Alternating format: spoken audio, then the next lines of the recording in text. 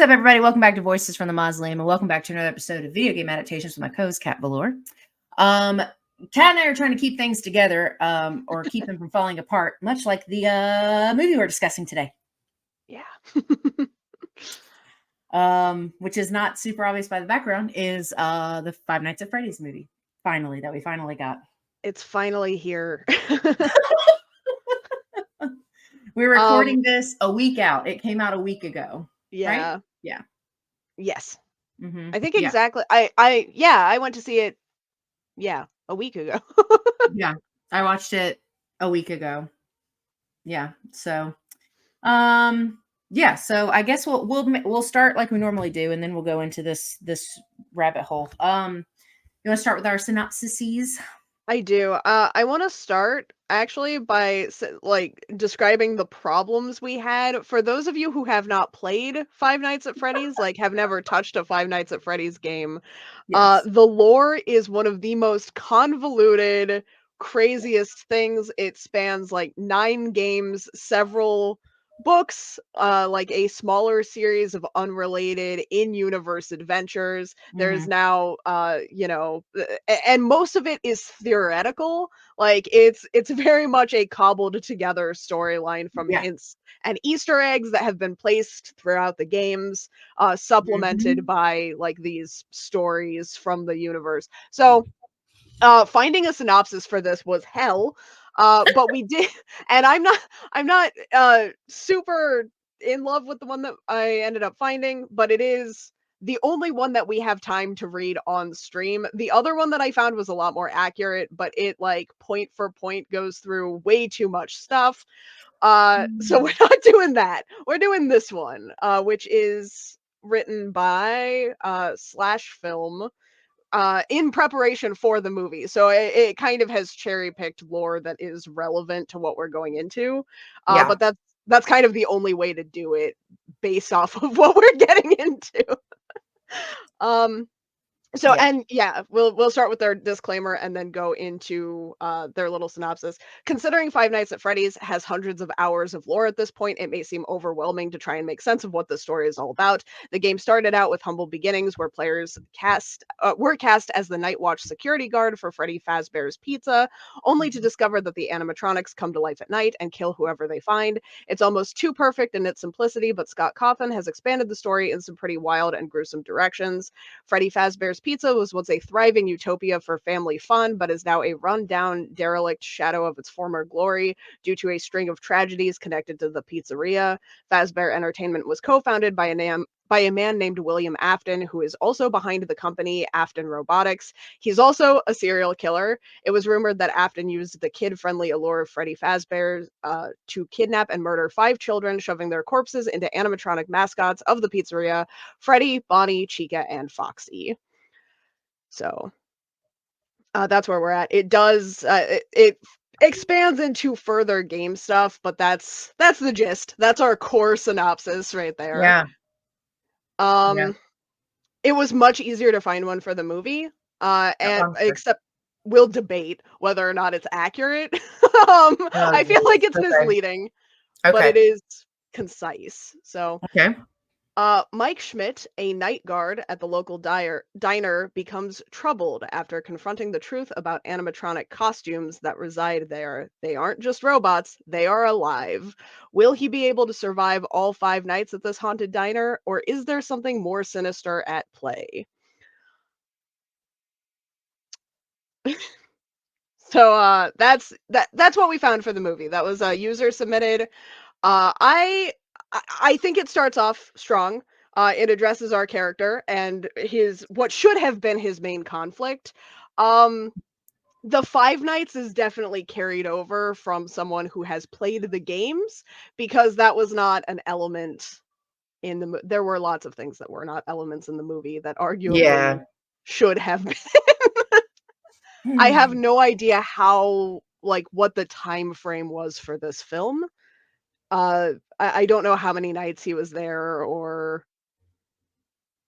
uh, time is kind of amorphous in the movie. Yeah, right. Well, that's partly, I think, because a lot of it doesn't even take place in scenes in the pizzeria. So there's so many scenes that are dream sequences or outside of it that it gets a little wonky on, like, if they were even trying to keep with the nightly thing Yeah.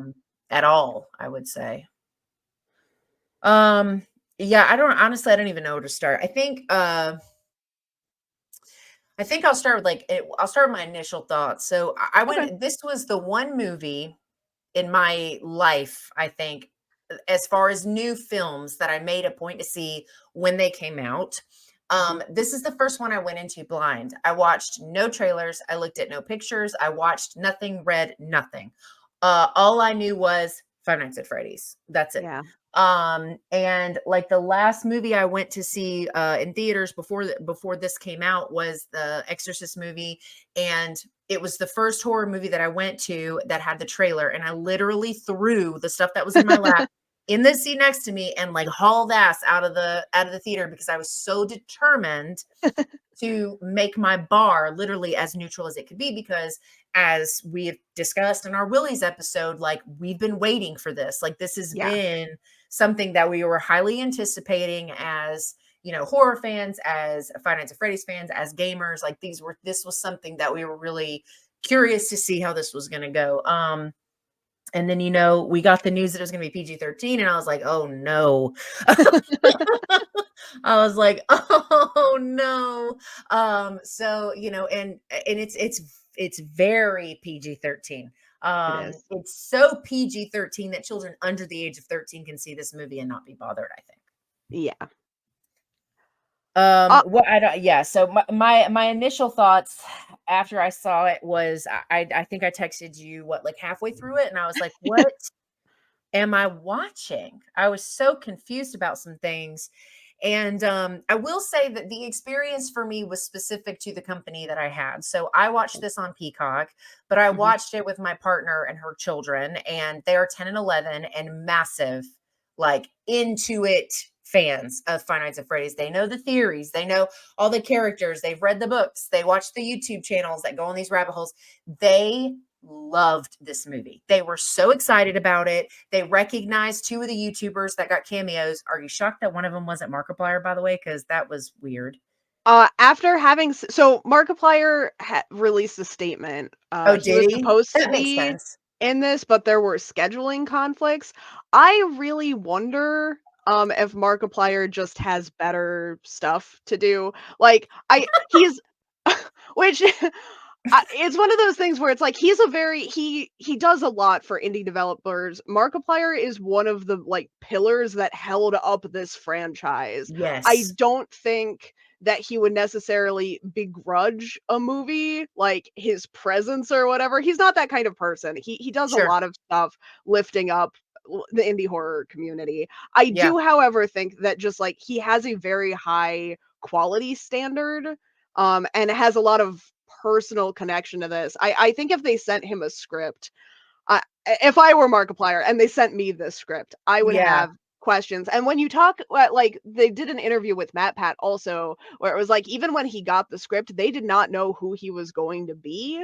And it makes me wonder like if there's just these kind of like questions and fumbles and stuff going on into the production of the movie, what at which I don't blame Blumhouse for. Like, Ryan Turk is a great guy. I know that he had everything covered to the best of his ability, but, like, when there are a Yeah. bunch of people working on creative differences and it's, like, very finicky, like this Mhm. franchise has been, I wonder if that's just something where Markiplier was like, I my current FNAF theory is that Markiplier gently turned them down for I his can see that. cameo, like, because I can see I that. think he's too nice to say it, but, like, scheduling conflicts had me kind of wondered, and it's like, you could say it's because of Iron Lung, but that had already kind of been filming, so I don't I think that was the implied scheduling conflict, but I don't think the Sure. timeline actually worked out for that, Yeah.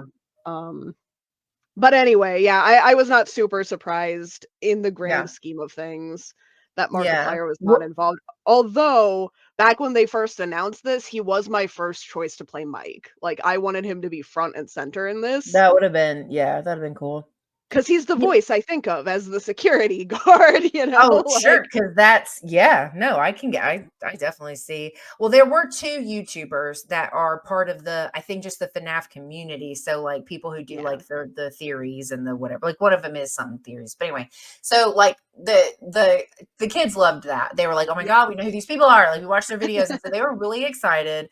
The younger one, the 10-year-old got up and walked around a little bit a couple times because it was, like, kinda bothered like, certain scenes just were, like, freaking him out a little bit, I think, but they're avid. They play the games. Like they love. Like when I tell you they ate this up, they ate this up. We talked all the rest of the night about this movie, and it was just so not what I was thinking it was going to be. Even though I did try to go in, I mean, I went in blind, but I still had like you know things in my head, and I was thinking, PG-13. There's still a lot they can get in with PG-13, and then I feel like they definitely went on the softer side of PG-13.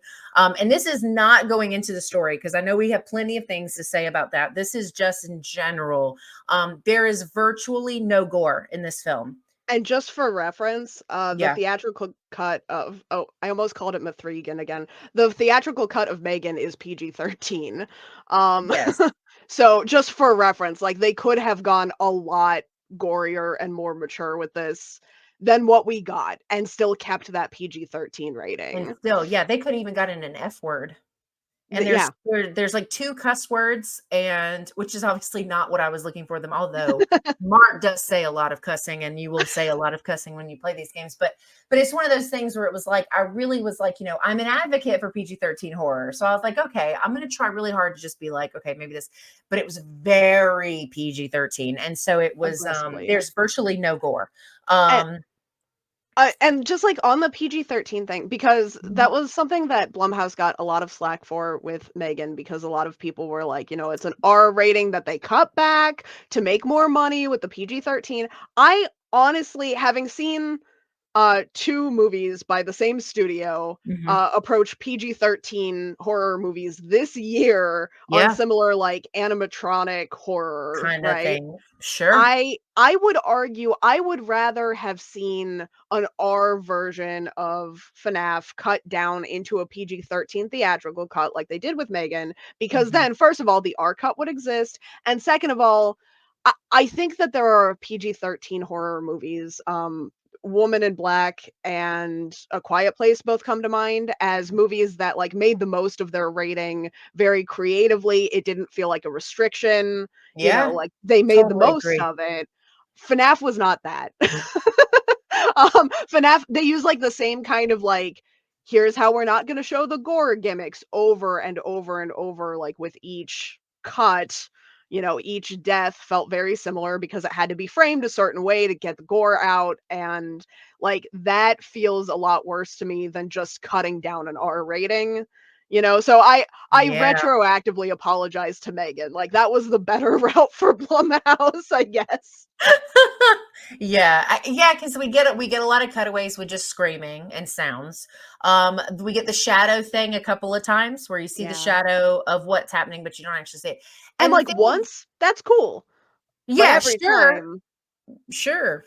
But it also, like, to me, it's such a big production company, it almost feels lazy. It's like, did you just not wanna do the effects? Like, I just feel like it was so hard to be scared because aside from the fact that these animatronics are like not bad technically, on top of the fact that there's no gore, it was just like literally like I was we get to this specific scene where I texted you and I was just like really confused. Like I was like, I don't know what we're doing here. Like, what is the point of it? So it anyway, it was very I don't know, like Saturday morning cartoon. It just wasn't very adult. I don't know. Like I don't know. Like it's hard, of course. Like and for anybody that's watching this, I sort of apologize, but not really for the fact that it's going to be compared to Willie's, but it's going to be because going to that's what be. came first.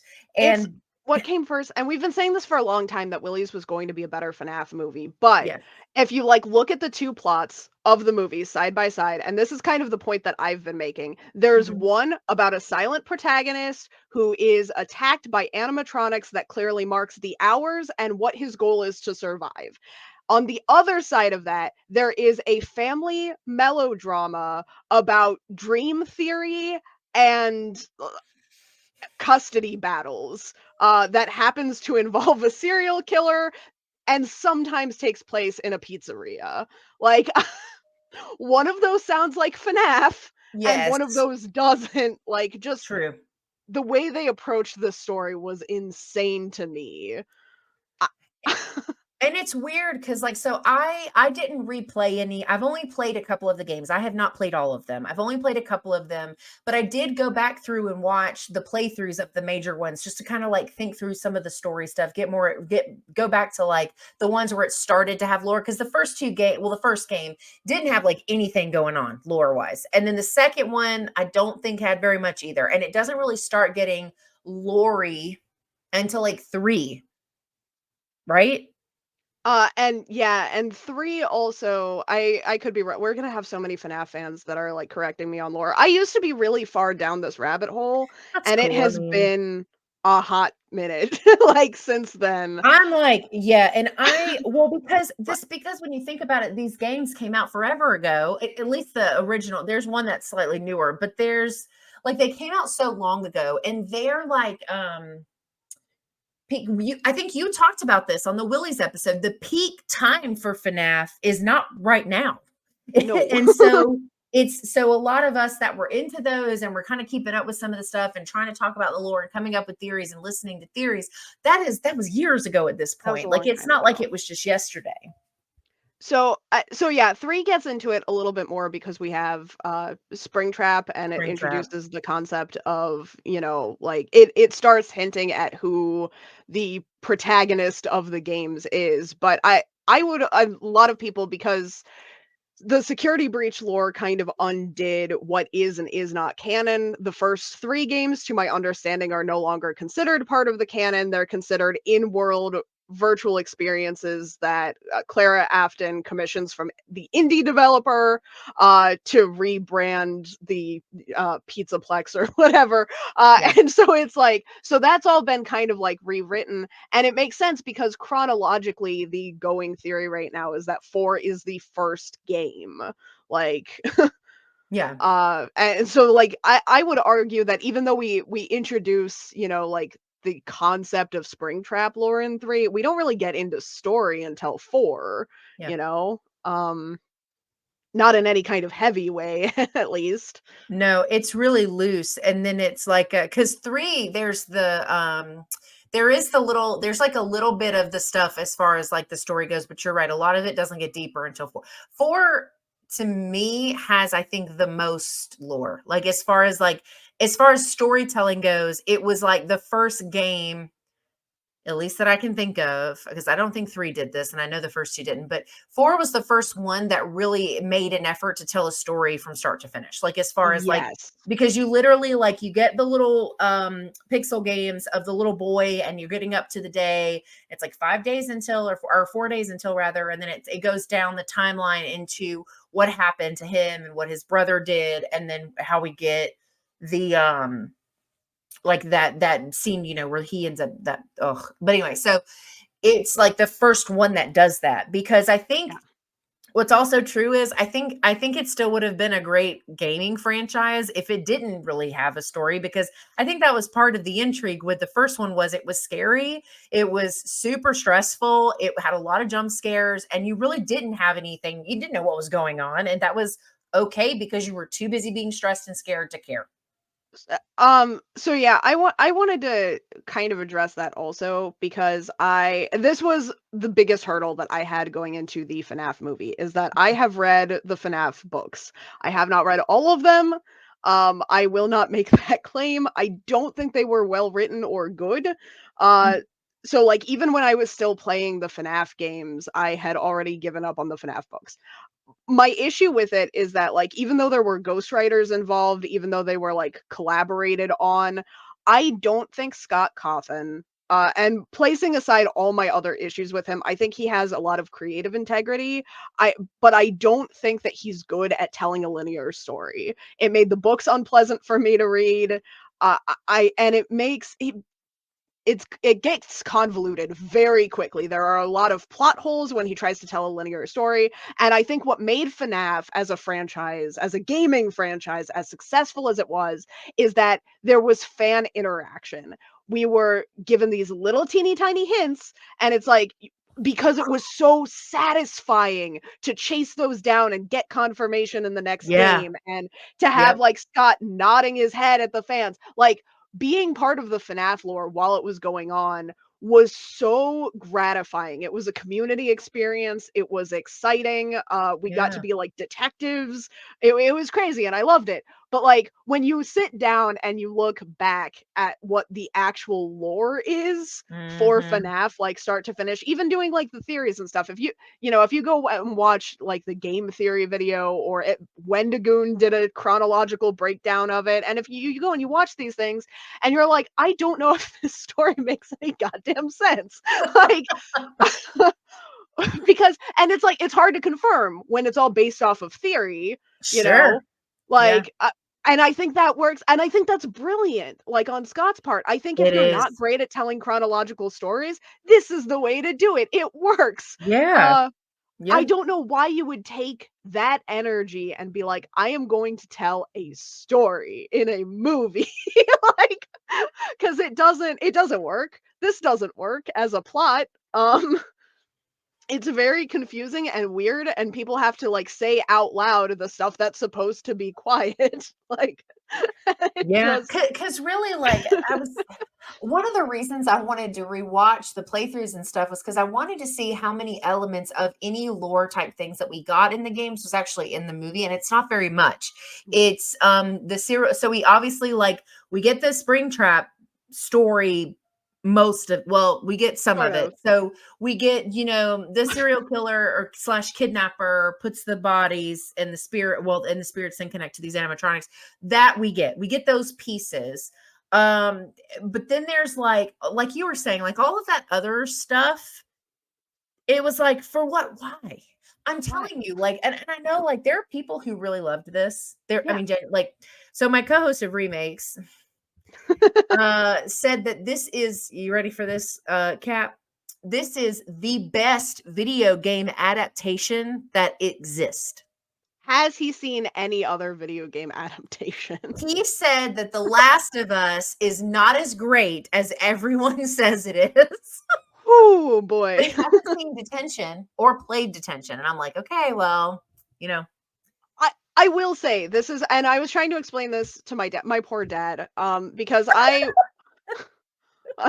my parents are just so used to being guinea pigs for these podcasts that I go on. I was like, um, and I tried to talk my boyfriend into it, and he just had no interest in watching this. He doesn't like Scott Cawthon that much. He didn't play the games. He was like, Okay. "No, thanks." No. And I was like, "Fair."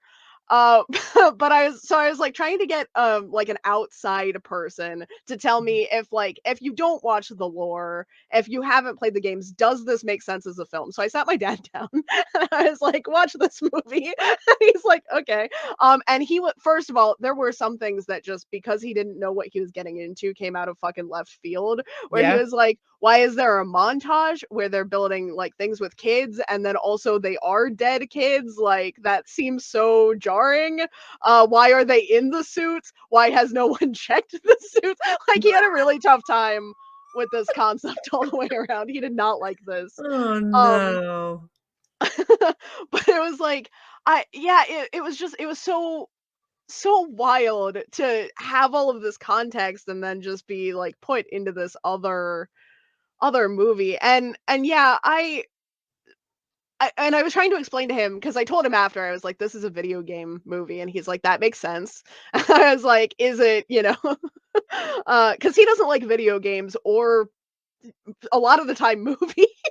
So he's like, that checks out. And I was trying to like figure out where he'd rank it. I was like, is this better or, like worse than Silent Hill? And he's like, is that the one with Ned Stark? And I was like, yes. And he's like, I don't know, worse, I guess. Like, and so we were like trying to rank it. And I kind of agree. Like, I think there are a lot of middle of the road video game adaptations that are a lot better than this.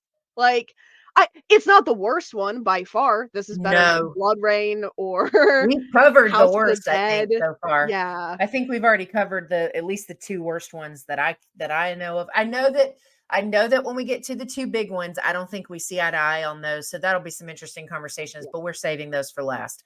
I So will but say it is better for me than one of those. But it's like what? What?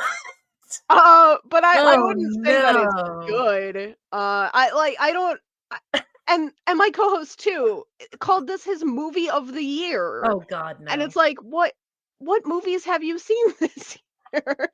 I was telling somebody, I think I was telling my partner that you said that, and I was like, I wanted to like, I wonder if she asked, like, is this the only movie you saw this year? So normally I would, except for we are on a podcast together where we cover news, and I know for a fact he has seen Talk to Me, he has seen Evil Dead Rise, he hasn't seen Infinity Pool yet, but I haven't seen that. uh he's seen Saw 10.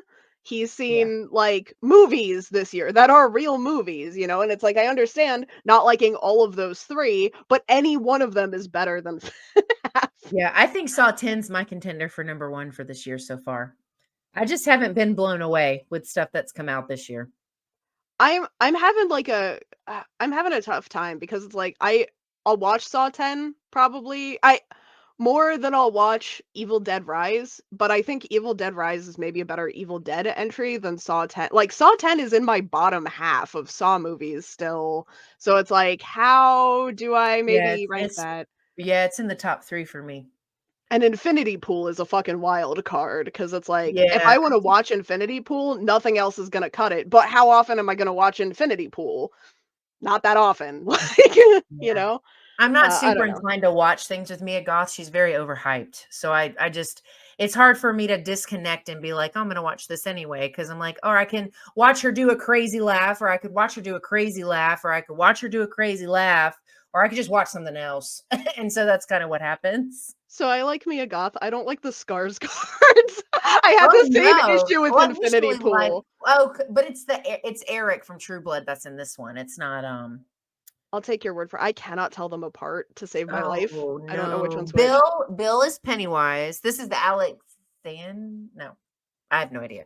But Maybe. I know it's the guy that plays Eric in True Blood. He was a vampire in True Blood. I do remember that. But yeah, so Scott thinks this is the best video game.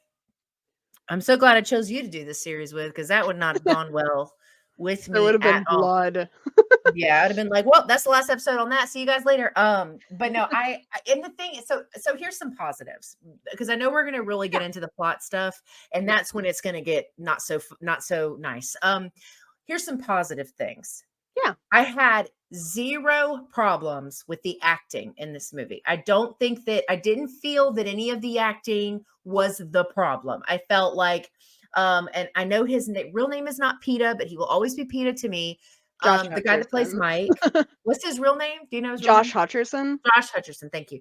Obviously not Stumacher, Matthew Lillard, and I don't know the woman's name that plays Vanessa, but she was fine.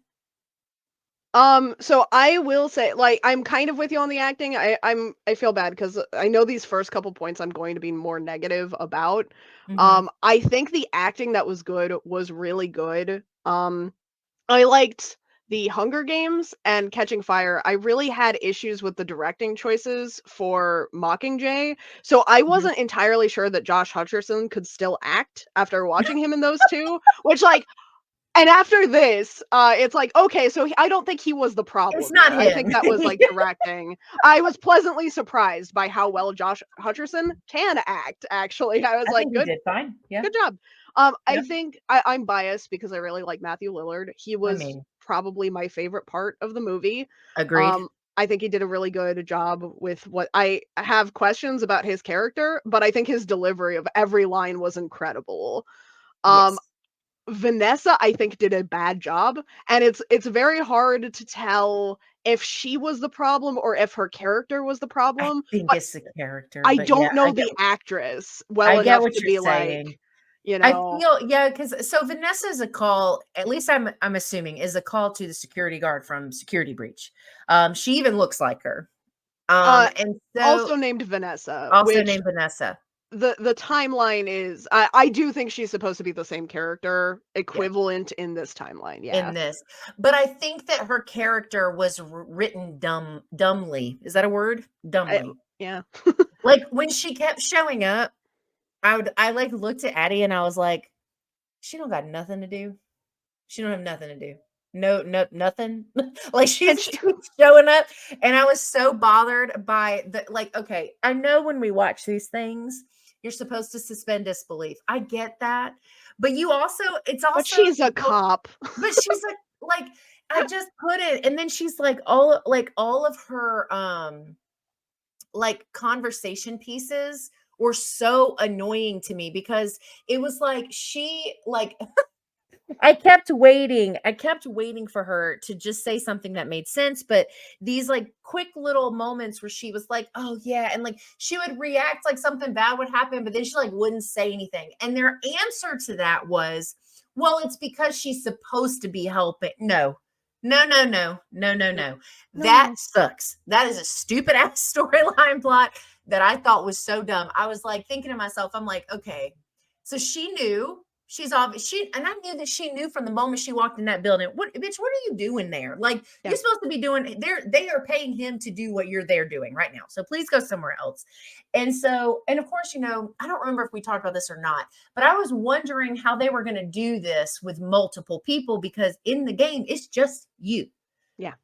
So I was like, okay, how are they going to do this with dialogue and making sense to have multiple, and when I tell you I predicted every single thing minus the pillow fort. I didn't predict that, but the other stuff I predicted. I knew. I was like, okay, so eventually the babysitter is not, she's not gonna she's not gonna show up. But I will say I didn't know it's because she was gonna die, but I was very glad that that was the reason. But she, I was like, okay, so something's gonna happen to the babysitter. He's gonna have to bring his sister, then it's gonna start this whole thing. Like a lot of these steps are really predictable, but I think that her character was just written poorly because I Oh. think like sometimes she was super convincing to me. Sometimes I was like, okay, I can buy into that. And a little bit at the end, I felt like her performance is a little bit stronger. But by then I was so mad about the story that I couldn't appreciate it. So anyway. I had a really tough Vanessa was one of the instances we should maybe wait to talk about. I will just say I had a tough time getting the actual like the game lore out of my head. The things that I thought were going to happen that didn't happen are mostly because it's like, oh, here's how they're going to do this nod to the game, and then they did something else. And Vanessa was a big one like that for me, where I had like a really tough time getting my head around the fact that she's supposed to be a cop and not a security guard that was promoted from within, especially because she's acting like a security guard. I had like the toughest time with her for some reason. I really struggled with her character. I think, and then I think it got worse the more things that unfolded because you're just like, okay. Well, I don't think I really pinned daughter. Like I don't think I pinned that. But I knew there had to be some kind of connection because I was like there's a reason she keeps showing up. What the hell is it? Like yeah, and I will say the other thing that is true. The animatronics look amazing in this. They look so convincing to me. They look almost, I mean, they look just like the characters in the game. I think that Jim Henson Productions did a really good job of making them, but then they didn't get used like how I thought they were going to get to be used. So then that piece was missing. But I think like first glance, I was kind of like, oh, okay, they look good. I was fine with the way that they looked. And then other than that, those That's I I appreciated the nods to the game. Like we get those shots of the the computer with like the screens, and there's some things like there's a lot of Easter egg type things like that. But they weren't utilized. um And so then it was like, okay, so we got some of these elements, but then they weren't really used. Like I don't know. So, but my positives were I thought the acting was pretty good. I do think the animatronics looked the part, even if we didn't get to see them in maybe the way that we do in the games. Um, I will say I I think that's it. didn't you're never gonna catch me saying anything, like, too negative about Jim Henson Studios. I think they Sure. did a great job just, like, in terms of what they provided to this, I think they did a good job designing the animatronics. I think the issue that I have I Mhm. was not super impressed with the animatronics, and part of it is, like you said, they were being used in a very strange way. They moved Yes. like people, even though these very specifically are the mechanical models that should have been Mhm. moving like animatronics. That was a big Yeah. pet peeve of mine. I didn't like the eyes. We had a lot of shots where they were just like where they had like the glowing eyes, like on the poster that we have like set up back here. Mhm. Where it's just like it feels like these were intended to look demonic and not like Yeah, that's I think they true. pushed it too far because that was a big thing in the games was it's like it was creepy because it's like this child's toy They look that was innocent. made to appeal to children that's Yes, coming after I you, agree with that. and I feel Yeah. like they crossed a line with the design in the movie. I fucking hated Chica's cupcake robot thing. The cupcake was a little weak. I It was thought it was so I went down this rabbit hole. I was sending you some of these earlier, of these, like, weird ass reels of things from FNAF, from the movie, and it was like everyone else in the Five Nights at Freddy's movie, and they all look super happy, and then it's like Chica's cupcake, and the cupcake just looks like it's ready to slit someone's throat. It's so true because the whole time I was gonna say this really quick about the eyes. It's like what they did with the remake of Chucky, yeah, shoot, Child's Play. Child's Play, thank you. And where they spent so much time focusing on blue is good, red is bad, but we don't need that, right? Because No. there's going to be plenty of other context clues for the viewers, like it's not necessary. And it seemed and that was one of the reasons that one scene in particular with where they get ready to do the fort thing was so bothersome, because it was like red Freddy, and then he was like blue, or not blue but normal, like, you know what I Yeah, mean, he was like fine, and it was just like I don't need that. It no. just wasn't necessary.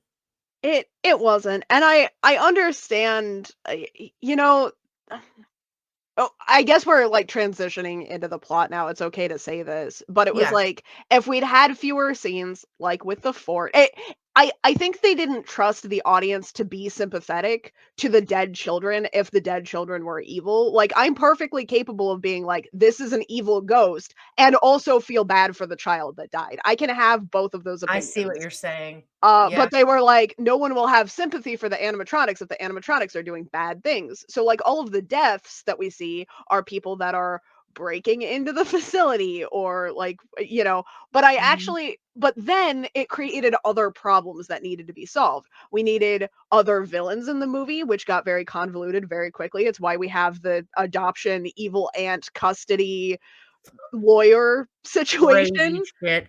which did not make Yeah. sense. It's why and I think it's No. also why because they still had there was this thing where it was like, you still have to be scared of the animatronics, even though you feel bad for the animatronics. So then we have the scene, well, it opens like a Saw movie, like like a very low budget Saw movie, It where it's does. like, instead of because the lore is very simple in the first game.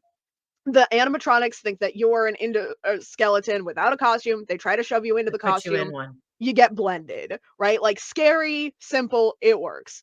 This was like the animatronics will tie you to a chair and put a blender knife rotating mask on your face to kill you. And it's like, why?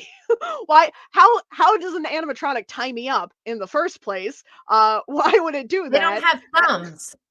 How's it gonna how and why? Like, that made it seem way more nefariously evil than just like trying to, and then that works against the point of we're supposed to feel bad for these kids, like, because knowing all of the I didn't feel bad for the animatronics when I was playing FNAF for the first time. I was like, get the Sure. fuck out of here. But in Yeah. retrospect, like with the lore, it's like I can recognize that this thing is dangerous and maybe going to kill me, and also be sorry for the kid, like, because it's just simple works better in a lot of these contexts, and it's like, this was so convoluted. Yeah, I think it's like it's weird because it's not really established what we're gonna see with them. And we get the opening scene with the, I guess, old security guard or whatever, right? Yeah. And so we get that scene, we're like, okay, cool, like bad. Um, but then like with them only because um Freddy comes up to them and he's like, he comes up to the Mike character with his angry eyes, and she's like, "No, stop. He's good. He's with me." And they're like, oh, "Okay, you want to get some blankets?"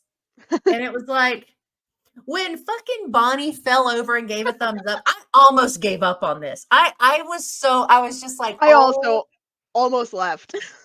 I definitely laughed more than than I would have wanted to. Like, because I couldn't help it. I was like, what the fuck is happening? And that's the part where I texted you and I was like, did you see this already? And you were like, I did. I have thoughts. I was like, okay. I was like, what am I watching? Like, and okay, so I did see one of the video rabbit holes I went down earlier today.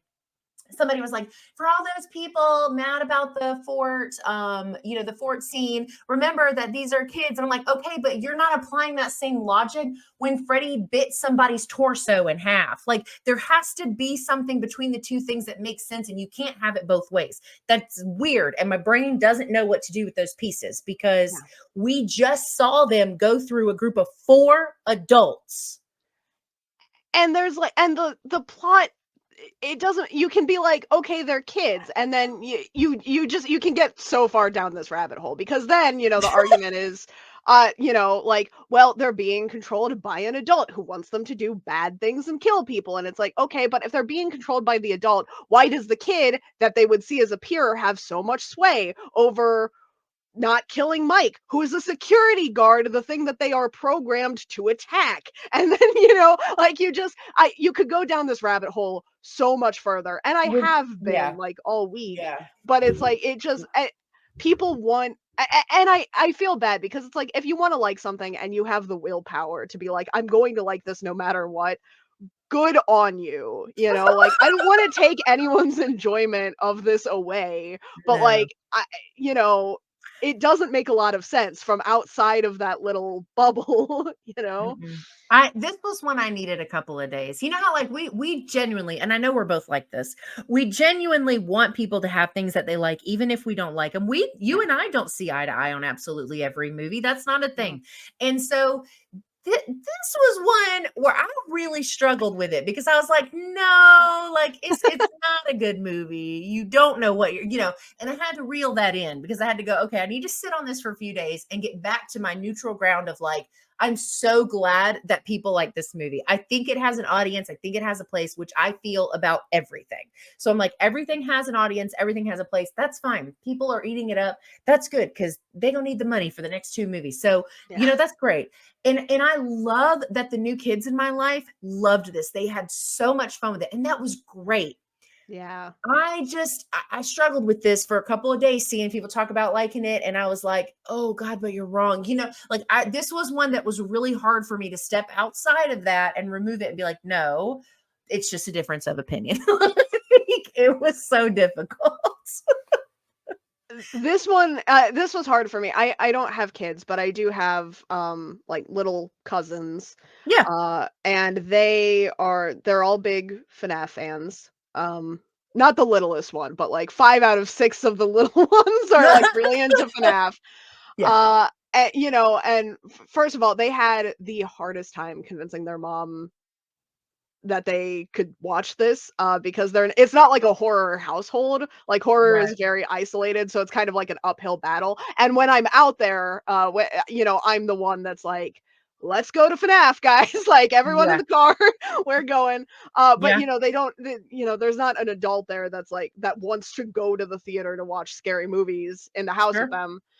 So like, they watched it from Peacock, yeah, and it was, they had to fight to be allowed to watch it from Peacock, and the like youngest ones still were like, no, well, let's watch this and see how it is, and then we'll revisit you guys sure, seeing it. yeah, um and they were and it was like, it was really hard because I had to have that conversation, with my aunt, where she was like, is this good for them to see? And I was like, yeah, I did. I had to, like, remove myself from it. It's like, is it harmful for them to see? Will they be excited? Are they yeah. going to have anything, like, harmful taken away from this? And but I did have to, like, think about it, where it was like, Mhm. because my initial reaction was like, tell them not to watch it. If they get to watch one horror movie this year, this is not the one. But then it's like, no, they're kids, like, and I think putting that into perspective, like, really helped me because it's like a lot of the people that are defending this movie either are children or have sentiment attachments to this franchise from when they were children, and it's Mhm. like, I can't be mad. If you wanna be wrong, if you wanna like this movie, do it. Like, That's a no, that's about where I am. I think it's just so like and I did say this because so the same guy that I was talking about earlier. So Scott tweeted something. Oh, you saw it because we talked about it where I quote oh, tweeted it. And I was yeah. like, he goes, there's no comparison between Willie's and FNAF. And I retweeted it and I was like, you're absolutely right. Because if there had been no Willie's, I would have been way more pissed off about this This because I seems like would a have great felt time like to convert robbed. into my Willy's Wonderland shirt. Um, Oh my god, I didn't even think about it. I should have done the same thing. I don't yeah, have there's a no Freddy comparison. anything though. I just have my Willie shirt, but I literally watched Willie. I'm not even exaggerating. I watched Willie's 4 times in like a 2-day span after I watched like just to make sure that Willie's knew that I like appreciated it. It's like Yeah. I love you so much. Like please. So and it's crazy because so okay, so the other I was gonna say the other scene besides the fort one that really got to me that I was just like was the taxi scene. Or it's not a taxi, the Uber or The whatever. Uber. The Uber. I was just like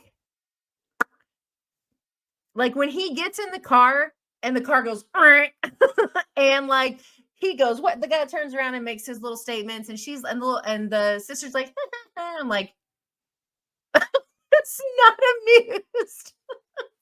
And also, and again with the lore, and I feel so bad because it's like we could sit here, we could triple the length of the show, and I could spend most of it picking apart lore questions that I had. But Mhm. I hated seeing the animatronics outside of Freddy's Fazbear's. Like, if Yeah. they belong in the pizzeria, if they can just go wandering willy nilly, like I hate it. I don't like that. Well, and so my only thing that I could try to connect that to from the game is 4, because in 4, they're all at the house, but But there's a reason that it's different. there's a reason. It's not, "Oh, we're just gonna go take an Uber." Who first of all, they don't First of all, I do think it was a taxi because this takes place in the 90s. was it a okay, so I was right in calling it a taxi. Yeah, I think it is a taxi. I'm a millennial. I don't know. We don't use taxis. But so yeah, but so like right. So when you see them in the house in 4, that's a very specific situation that's happening for a very specific reason. Yeah, This reason was silly. Like he just it was very left silly. and he went and then okay, and then speaking of switching locations, you know the scene when Mike gets hurt and Vanessa nitrous in shining armor comes and takes him Mhm. and to fit I was like, "Where?" So, okay, so this is all happening at the same time. Then Freddie gets in the taxi with, what's her Abigail? Abby? Gets Abby, yeah. Abby in the car. They go back to the pizzeria, and I'm like, "Okay, cool, because Mike and Vanessa are there. Mike just got hurt there, like, they're there."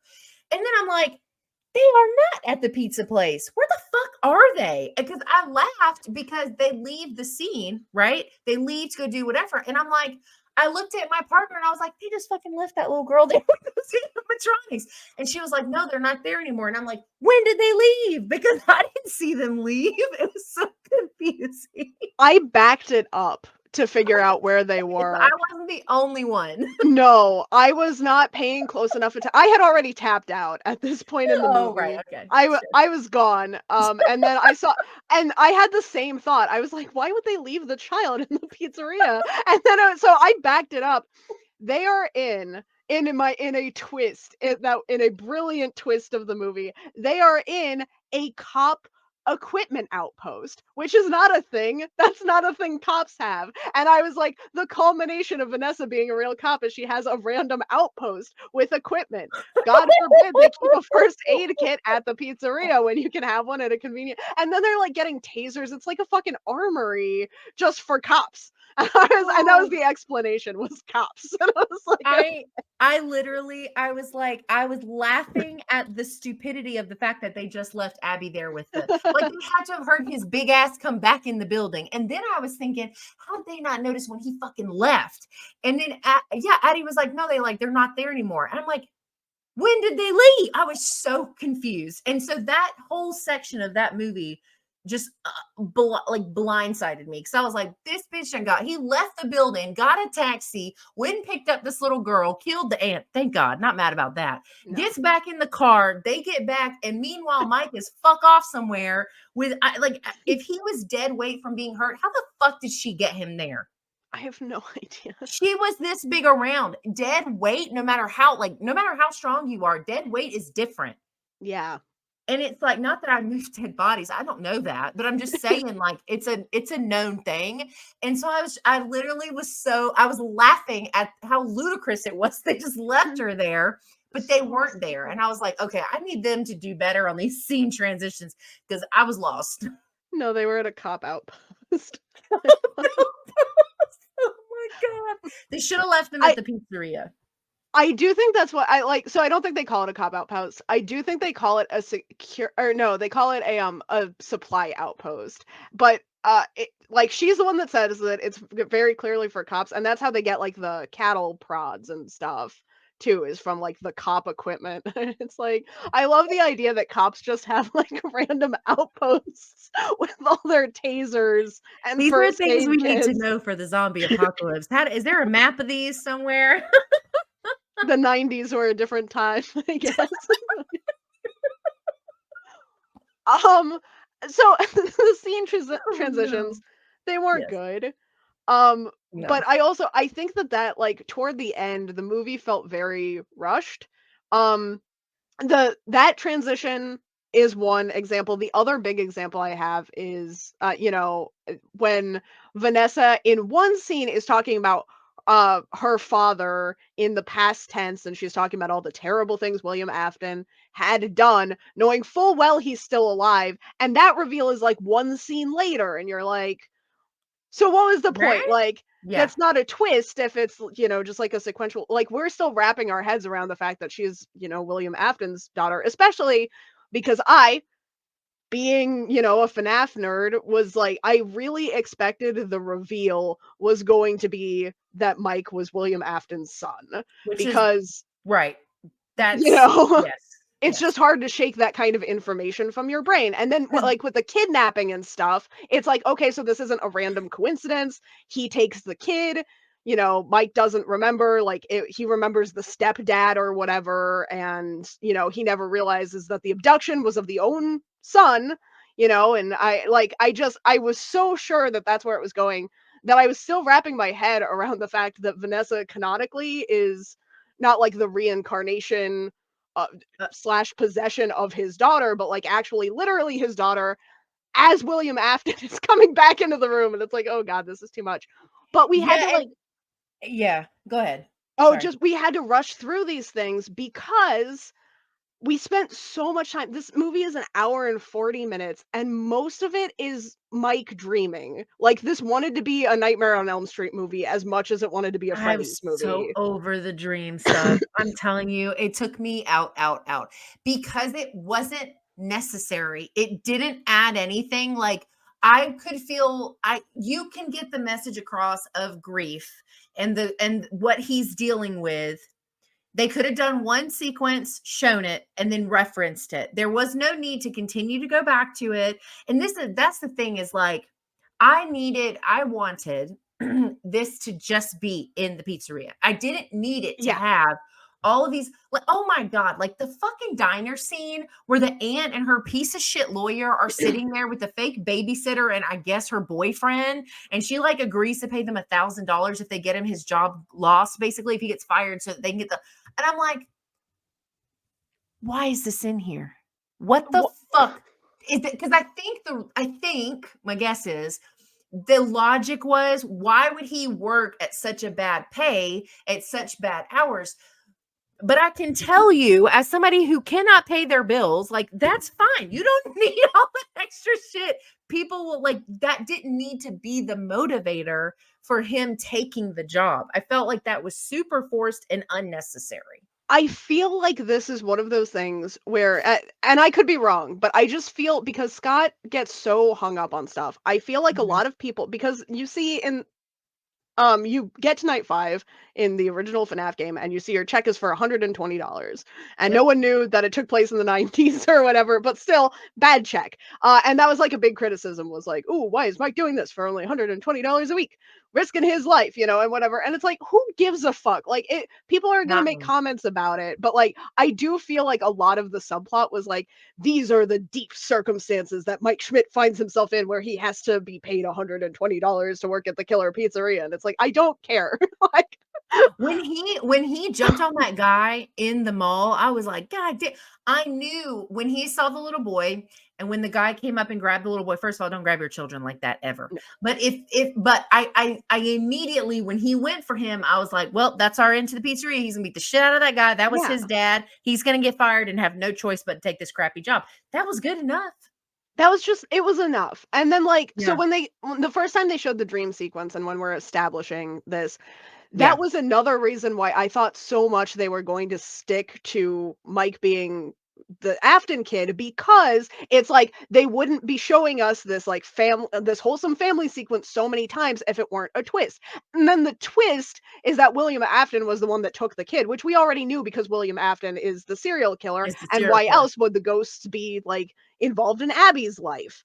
Obviously because they're all connected to William Afton, but it makes so much more sense to me if Mike remembers a stepfather that was there, you Yeah. know, eh, or whatever excuse Yeah. they had, but William Afton being the dad. And there was that moment, and I kept waiting for the payoff where you see, and this was, I try really hard not to like meta movie watch or whatever, but it's like you see Matthew Lillard there as phone guy, and then phone guy never calls on the phone. Phone guy doesn't do anything, and you're like, okay, so Matthew Lillard is playing William Afton 1,000%. Yes.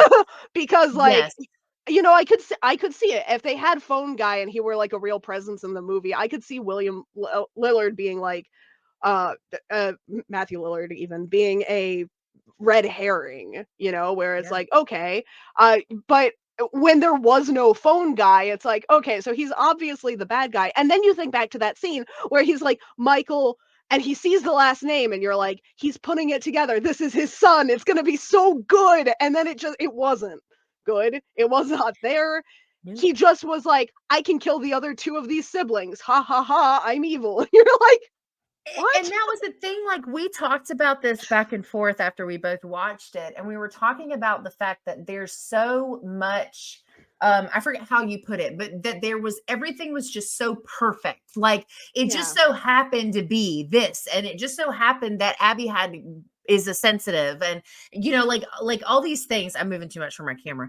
But it was like all these things. And so it was crazy because like it was like the guy that's helping him get jobs it just so happens to be the person that kidnapped his brother that then is like, okay, I'm going to set you up with this job.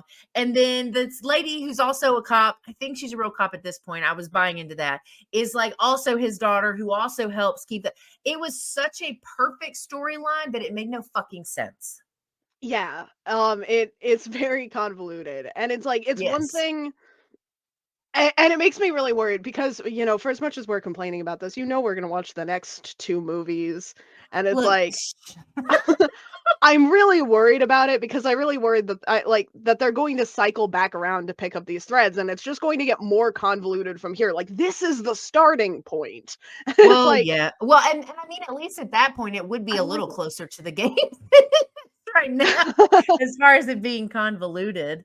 Um, See, so I always knew because again, Scott Cawthon writes like this. This is mhm, how he does stuff, and it's like I yeah. knew from immediately that this was going to be like very convoluted. I was really hoping we'd get one good movie. We'd get one Mike stays in the pizzeria, we get scared by the animatronics, everything else can come in the sequels, and those can be crazy, but, like, there was so much fan service that they wanted to work into this that they were like that they ended up missing the point of the games.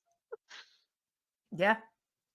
I think, and I know we don't agree on this, but I will say, so I kept waiting on these moments to feel like, ooh, like I kept waiting to feel something like, Yeah. oh, this is it, And the only time that I came close to feeling that way, and it wasn't quite that intense, but it was a moment, I did really like the way that Springtrap looked. I liked when he came around the corner. Of course, at that point, maybe I was just in denial because I was thinking, or hope, maybe I was just hoping. I was hoping that he was dead and already the animatronic. So when he came out, because he moved a lot more robotic than the other animatronics. But anyway, he comes out and he's slanted over and he's got his busted up ear and he's coming on out and he's like moving all slow.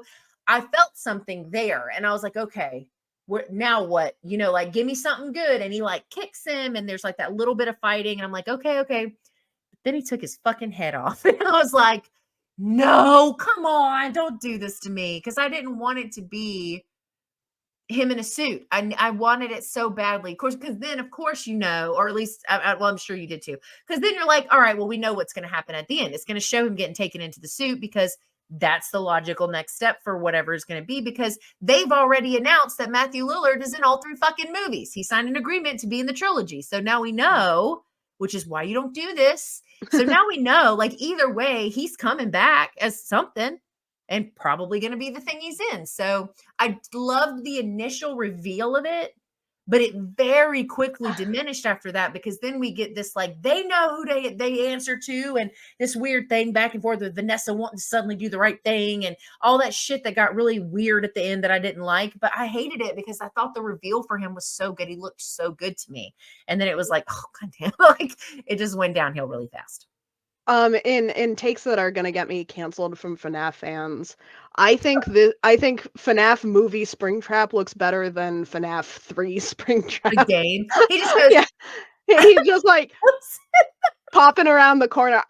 So 3 and obviously it's not true because the only one that I haven't played personally from start to finish is Security Breach. It's the only one I have not played in its entirety myself. So obviously, including FNAF World. I was one of those suckers that played FNAF World. Like oh, I, okay, you know, yeah. but I did say at 3, and I said it I think every game after that I was tapping out of the franchise because the way that I almost died laughing when Springtrap popped He's just around like, the shh. corner for the first time. I was Yeah, just like, I can't take this seriously anymore. yeah. Um, No, but like he was a lot more menacey in the in the movie, he movie. looked really good. And Yeah. I hate to be the like technical bearer of bad news.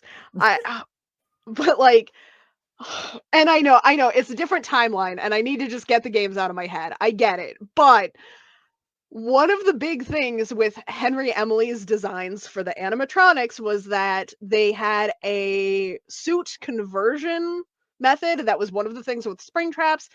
With Springtrap, it was why, Yeah. he was Springtrap, Brain like, trap. Yep. was because it was a conversion. He doesn't have he's not Iron Man. He does not have animatronic super strength powers unless the spring blocks are engaged, because that is what makes the animatronic move. It is what gives them their strength. It That's is true. why they can operate themselves. He either should have been dead already at that scene because the locks were engaged, or he should have had the strength of exactly one Matthew Lillard.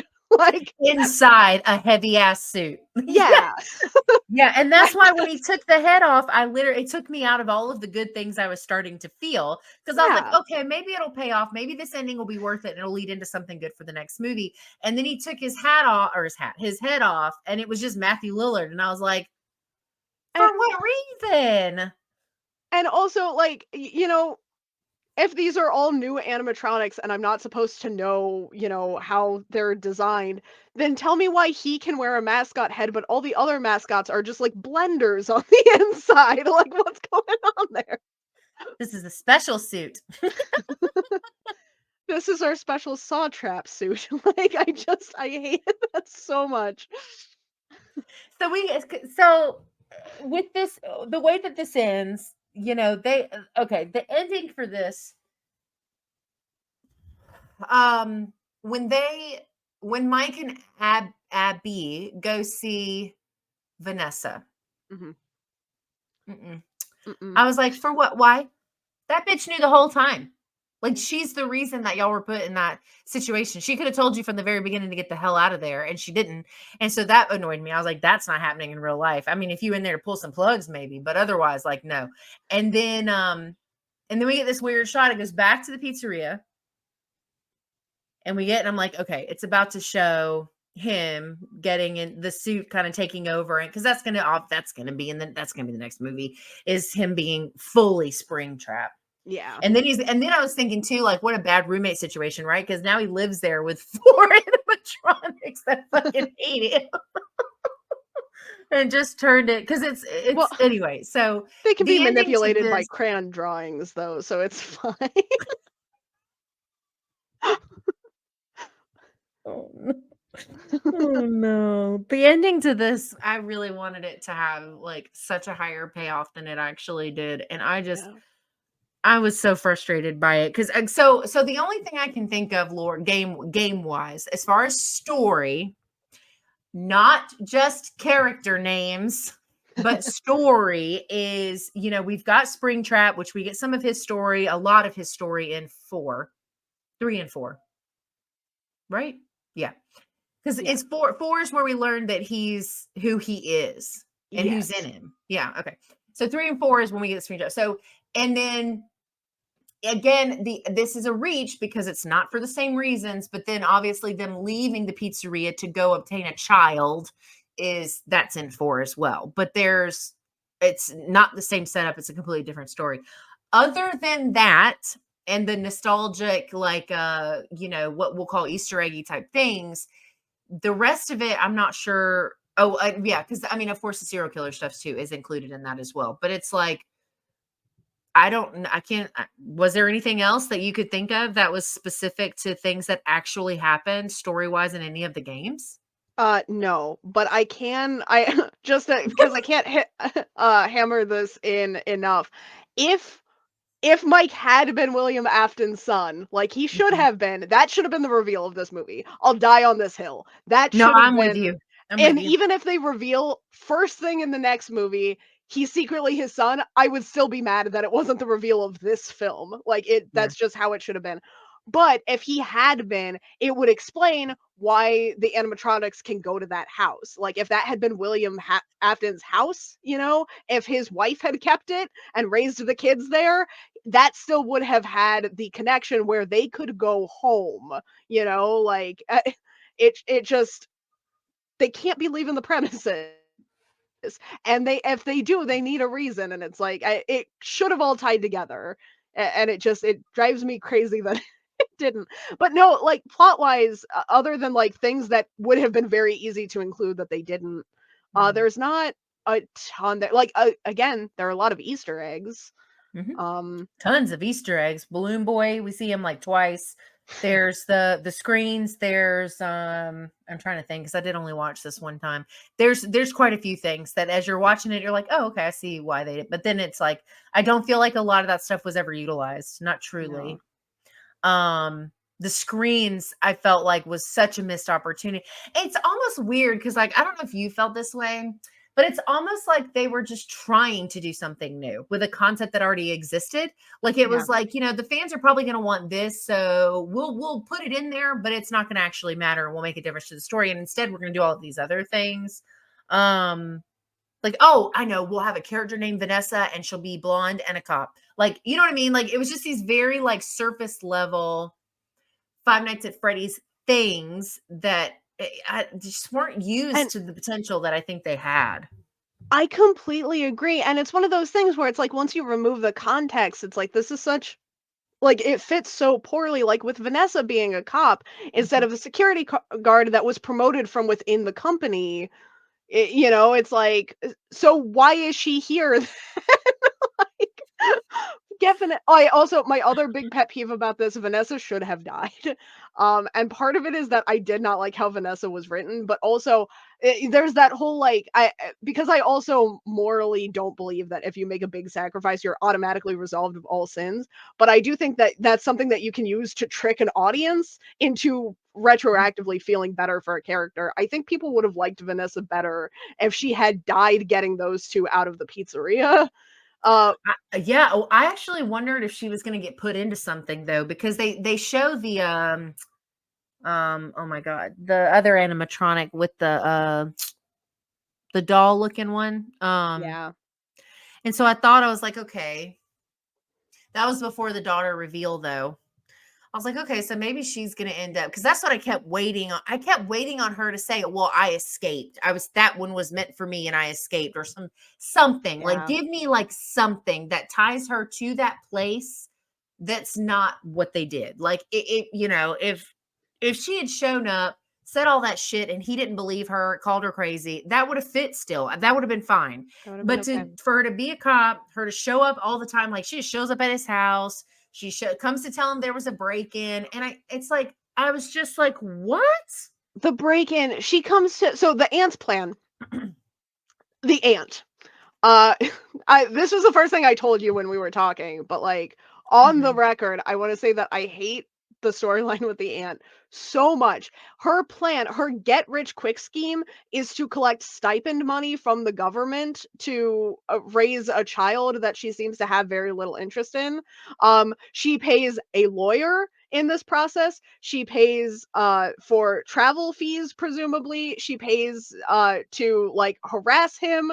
She is willing to pay $1,000 to criminals to go like break into his place to make him lose his job. They break in during the day. Mike is not there. This is not on him. He's not responsible for the pizzeria 24/7. He's there from like midnight to 6. That's his job. If they come any other time, and I was like, this is so ridiculous. And Vanessa's going to be like, oh, you weren't even there. Someone must be trying to frame you. She's going to put it together right away. She's going to be a cop. She's going to do the cop thing. She shows up at his house and is like, you better explain why this place has crashed at a time you weren't here. I know when the break-in was, and I did not investigate, find the bodies, and it's your fault, Mike. And I'm like, what the fuck? Like, what is this? Yeah, that didn't make any sense. That didn't make any sense. I think she does say something about one of the things being like the back wasn't locked or something She like that, but does. they They broke the lock. Like, that's that's such an not what easy thing happened. to Right. check. Like, Oh. and then also she's like, and again, the context makes here. If she'd been just like a real random cop, maybe fine. She's bad at her job. We've already established this. I'd let it pass. Mhm. But she already Yeah. knows that her father is pretending to be someone else. Who's gonna press charges? Is she gonna press charges? Is her dad going to come out of hiding to be like, I own this pizzeria, and the man I tricked to sacrifice to my animatronics did a bad job locking the door behind him? No, like what the fuck? I hate this so much. One That of plot those was one of these clips, maybe not that one because it's got some spoilers, but one of those is definitely gonna be my promo for the it so much. No one had a brain in this movie. Yeah, I just yeah, I wanted so much from this, and I tried really hard to be level-headed, but we had already decided that we knew, we were pretty confident that this was not going to surpass Willie's. No. Um just because, if for honest to God, and people can think what they want, 'cause again, I'm very pro PG-13. Yeah. Just because of the PG-13 rating, I knew this was not going to beat Willie's.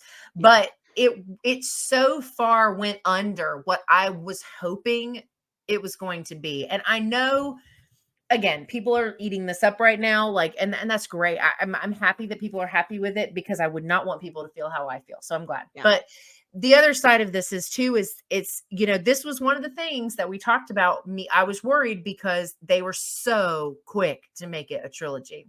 Yeah. We got an announcement that they were filming, and it was done in less than 6 months. And I'm sorry, but it shows, because there was not enough time put into making this a cohesive, believable, spooky story. Like, there just wasn't. And it would have been fine for them to have original ideas it's an adaptation. That's Yeah. fine. You know, it doesn't have to be step for step like The Last of Us. I mean, it worked, just saying, but it doesn't have to be that way. And so it would have been fine if they had created something new, but it was just so far into so many other things that it just didn't feel like a Five Nights at Freddy's movie. And there were other so I was thinking about this earlier today because I knew we were recording this. I Mhm, I have things that I wish, same cast, same premise that I wish they had done that would have made this movie better for me. mm, But I also like if they were going to do a different timeline than the games, mhm. because I do think they could have had a really successful run just confirming game theories. Like fans would have Hell yeah. eaten that shit up, and it would have Yes. been a better movie, I think. Yeah. But, like, I Yeah. if they Yeah. wanted to do a different timeline or if they wanted to make something different, I honestly I genuinely there are so many things about this franchise that I would have loved to see. I would have loved to see, like, a I think it might have actually worked better as, like, a show, but a trilogy would have been fine of, like, the origins of the animatronics. I would have loved to see a prequel, would have been really great. The war going on between, Emily and Afton, like, developing these animatronics. I Mhm. I would have loved to see and I hated the book. I I I haven't almost read yeah, read the I don't book, have any knowledge of those, of but the books. the first I believe it was the first one that was released. It was one of the longer, series before they Mhm. started doing, like, the little short ones. The Silver Eyes was I think would have been a really good PG-13 like, kids horror movie because it followed Charlotte, who was the dead girl. She was Emily's son or son, Emily's daughter, Yeah. and she like goes through and she's and it's just like how it was living with her father before he designed these animatronics and after these animatronics and like trying to break into the pizzaplex to kind of like see what's going on there. And it's like that would have been if you wanted a PG-13 story for kids, that was the way to Yeah. go because it's stuff we haven't seen. You could have worked in all the same Easter eggs, like, it's built Yep. atop the original facility. I Yeah. wish that they could have dug into some of the extended lore rather than just, like I feel I feel like they took all the lore elements from the games and just kind of, like, shook them up and, like, dumped them out, like, "This is what you get." And it's like, I it did not work for me as a plot. Yeah, which that will that lead like, and this is something we always talk about when we do these is how does this function without being Five Nights at Freddy's? And I got to be honest, I don't think I would have liked it at like at all if it Yeah. were if we'd seen this like let's just assume right, no Willies, no banana splits because I love that too. So neither of those exist. Five Nights at Freddy's is not a thing. How does this movie stand on its own? It's still a really convoluted story in a very feels like a very tight hour 40 because you are getting so much, so many things in so many different directions. And as a viewer, you're being pulled into like four stories in one. And that's a lot for an introduction or an introductory movie to a trilogy.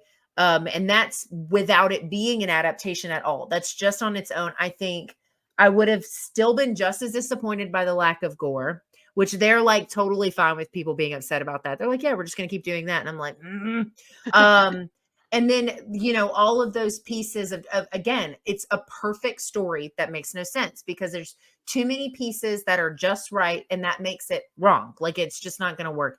And so I don't think my opinion is as far as how it stands on its own without anything to reference, I still don't think I would have been impressed with this film. It's still really weak. This feels like and, it's hard to go in and say, like, this is just what I wish had happened, Yeah. but Yeah.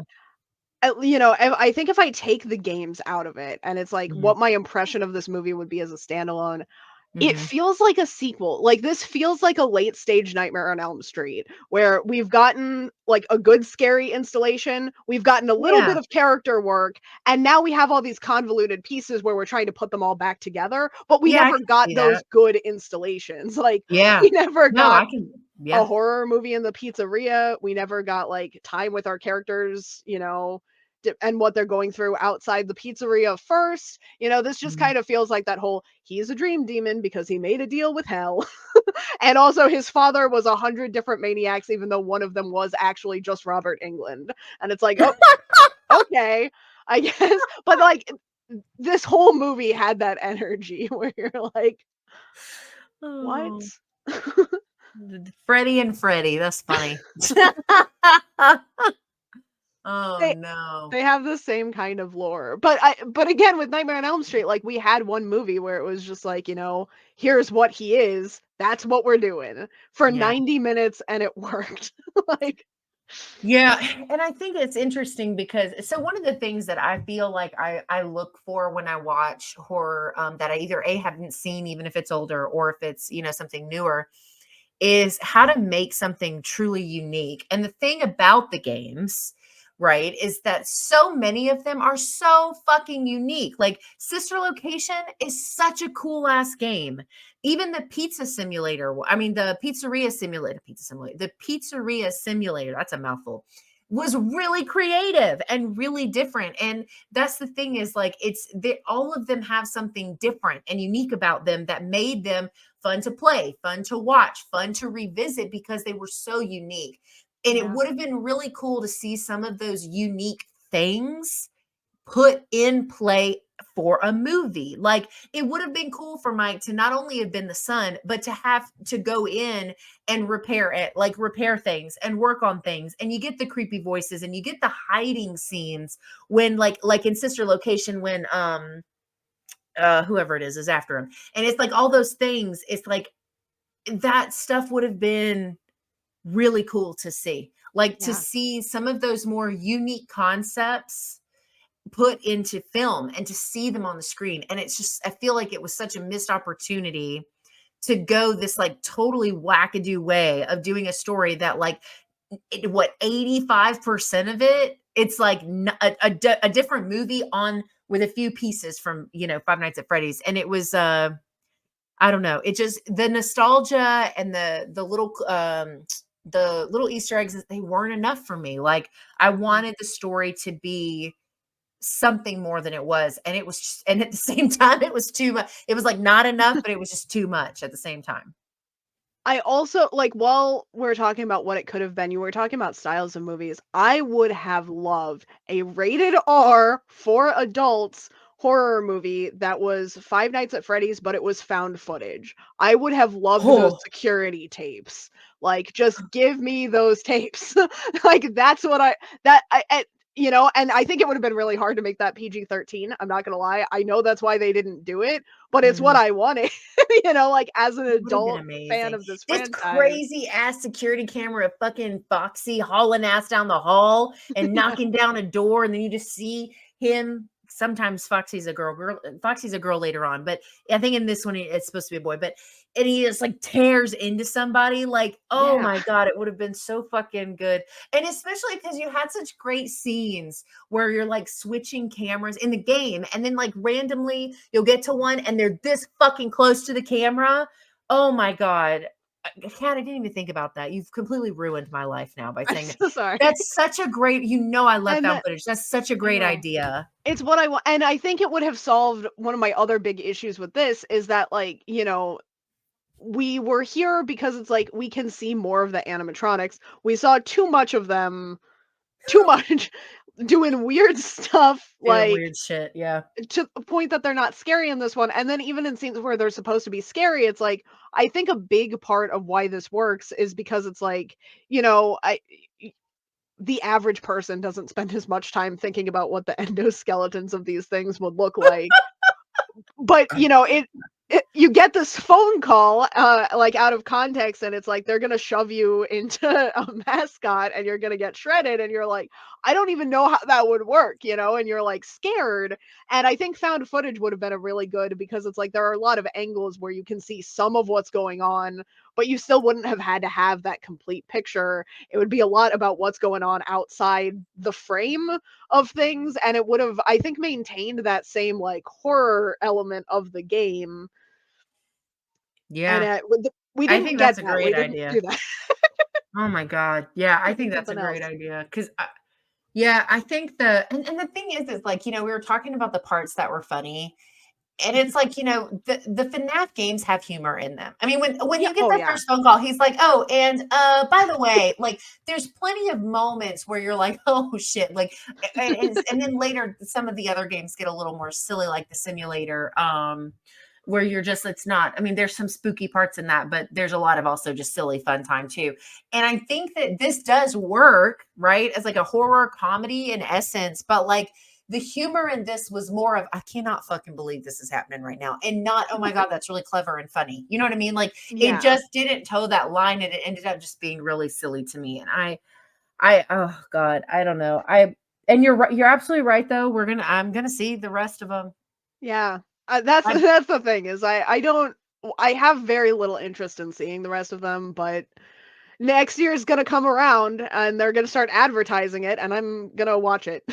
Yeah, I'm not gonna hold out next time. I'm just gonna watch the fucking trailer because I feel like I picked the wrong movie to do that on. Because sometimes going into stuff blind is great. Like it Yeah. really does make the experience, I think, better. Because so often, like they ruin shit in trailers. Like I watched the trailer for Hell House LLC, the Carmichael Manor. Two of the biggest scares in that movie are in the trailer. In the And trailer. so when I watched the movie, I was like, seen it.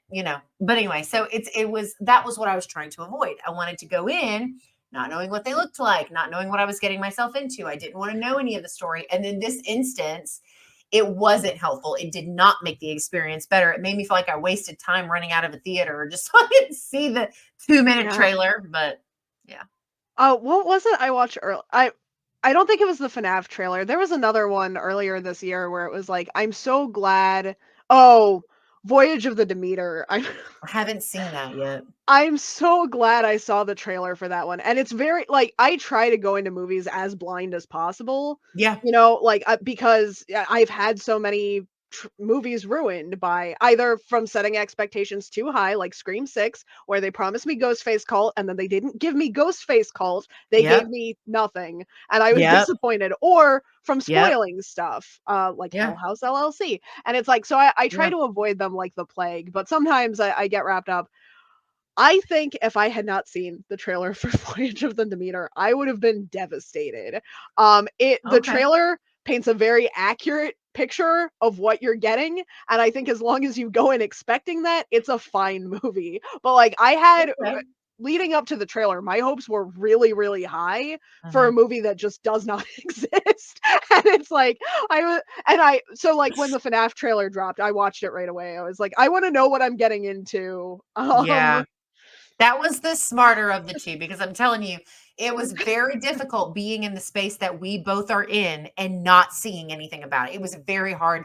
And Yeah. then what was crazy was it got all the way to like the week or 2, maybe like for a week and a half before it was going to come out.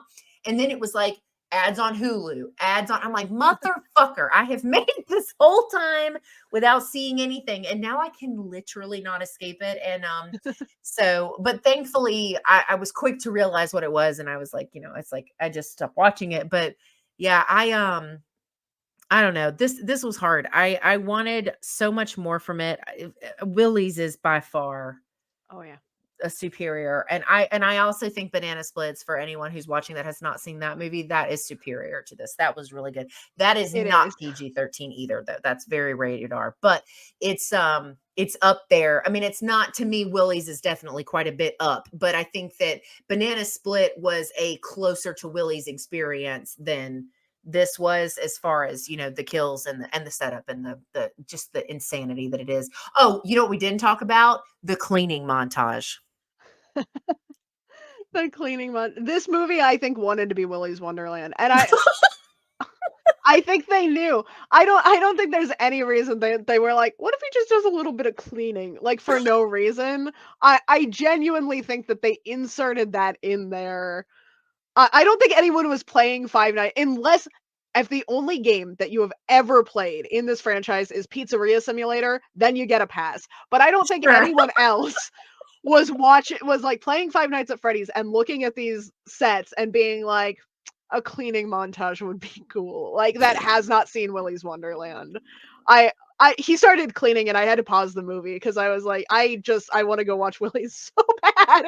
It was so I might be wrong. I don't think they have though, because it's a bit much for a 10 and 11-year-old. But I think it was the older one said something to my partner about like, hey, doesn't this remind you of that other movie? She was like, oh my God, yeah, that's exactly like Willy's Wonderland. And I was like, oh my God. Don't I you just wish died it were inside. watching Willy's Wonderland right now? I was so bothered. I mean, I just think of all the things to avoid, that would have been one of them because that's such iconic part of the multiple scenes Yeah. in Willy's Wonderland because that's like the whole shtick is he has to clean while he's there. And it's like, what are you doing? Five Nights at Freddy's? Like, stop. Oh So no. crazy. And it's like, yeah, and it's one of the things that I think set Willy's Wonderland apart from Five Nights at Freddy's, like when it came Mhm. out. Five Nights at Freddy's trying to claim it back felt very weird. It's like, focus on your own ideas.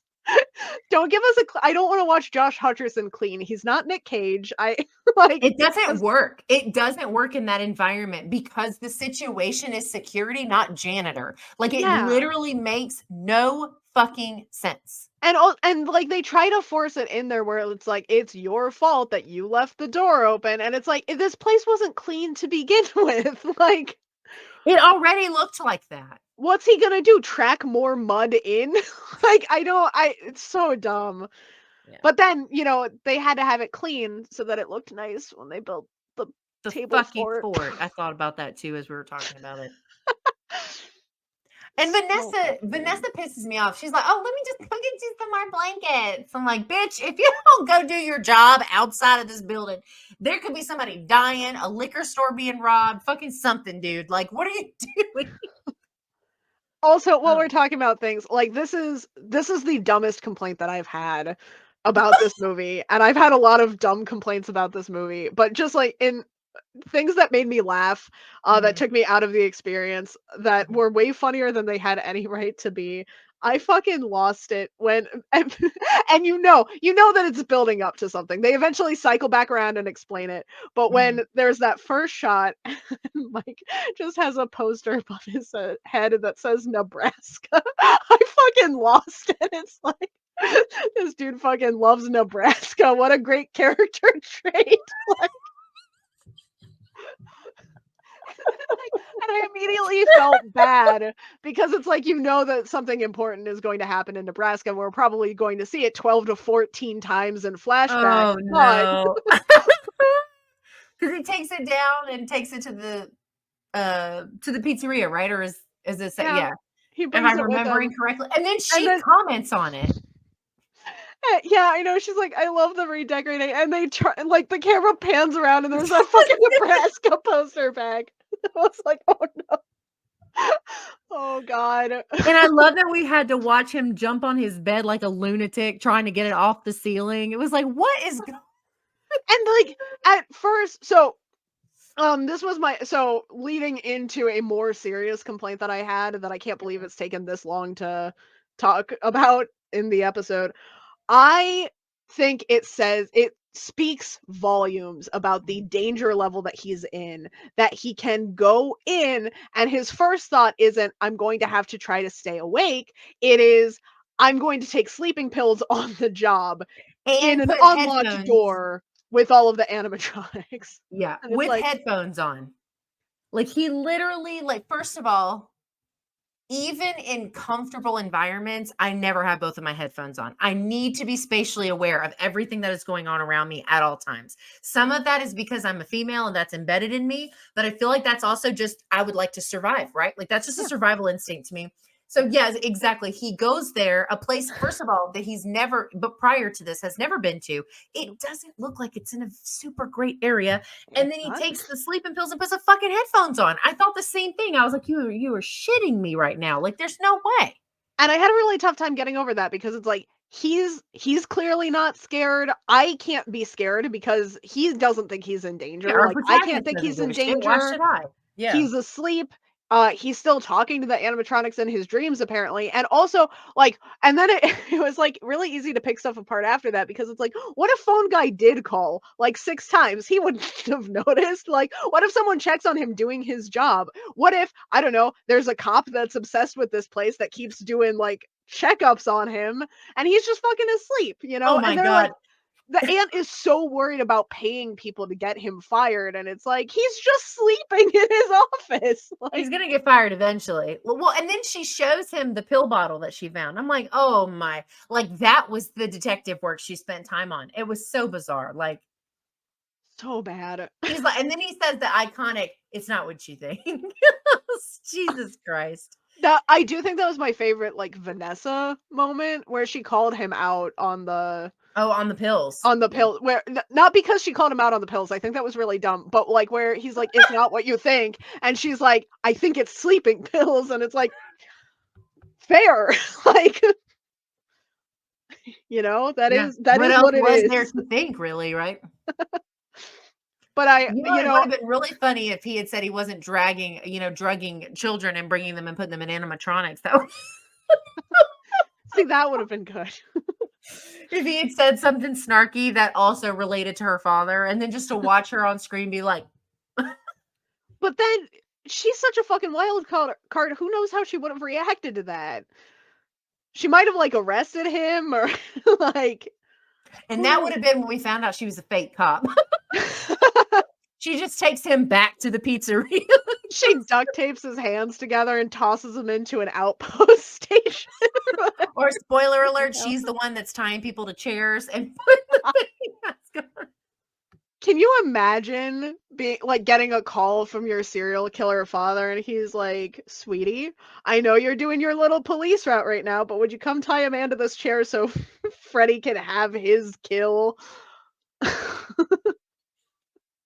Her ugh, It's yeah, bad. It's, like, I and I again, if you like this movie, if you're having fun, if you I'm genuinely envious. I went through this with Scream 6. mhm.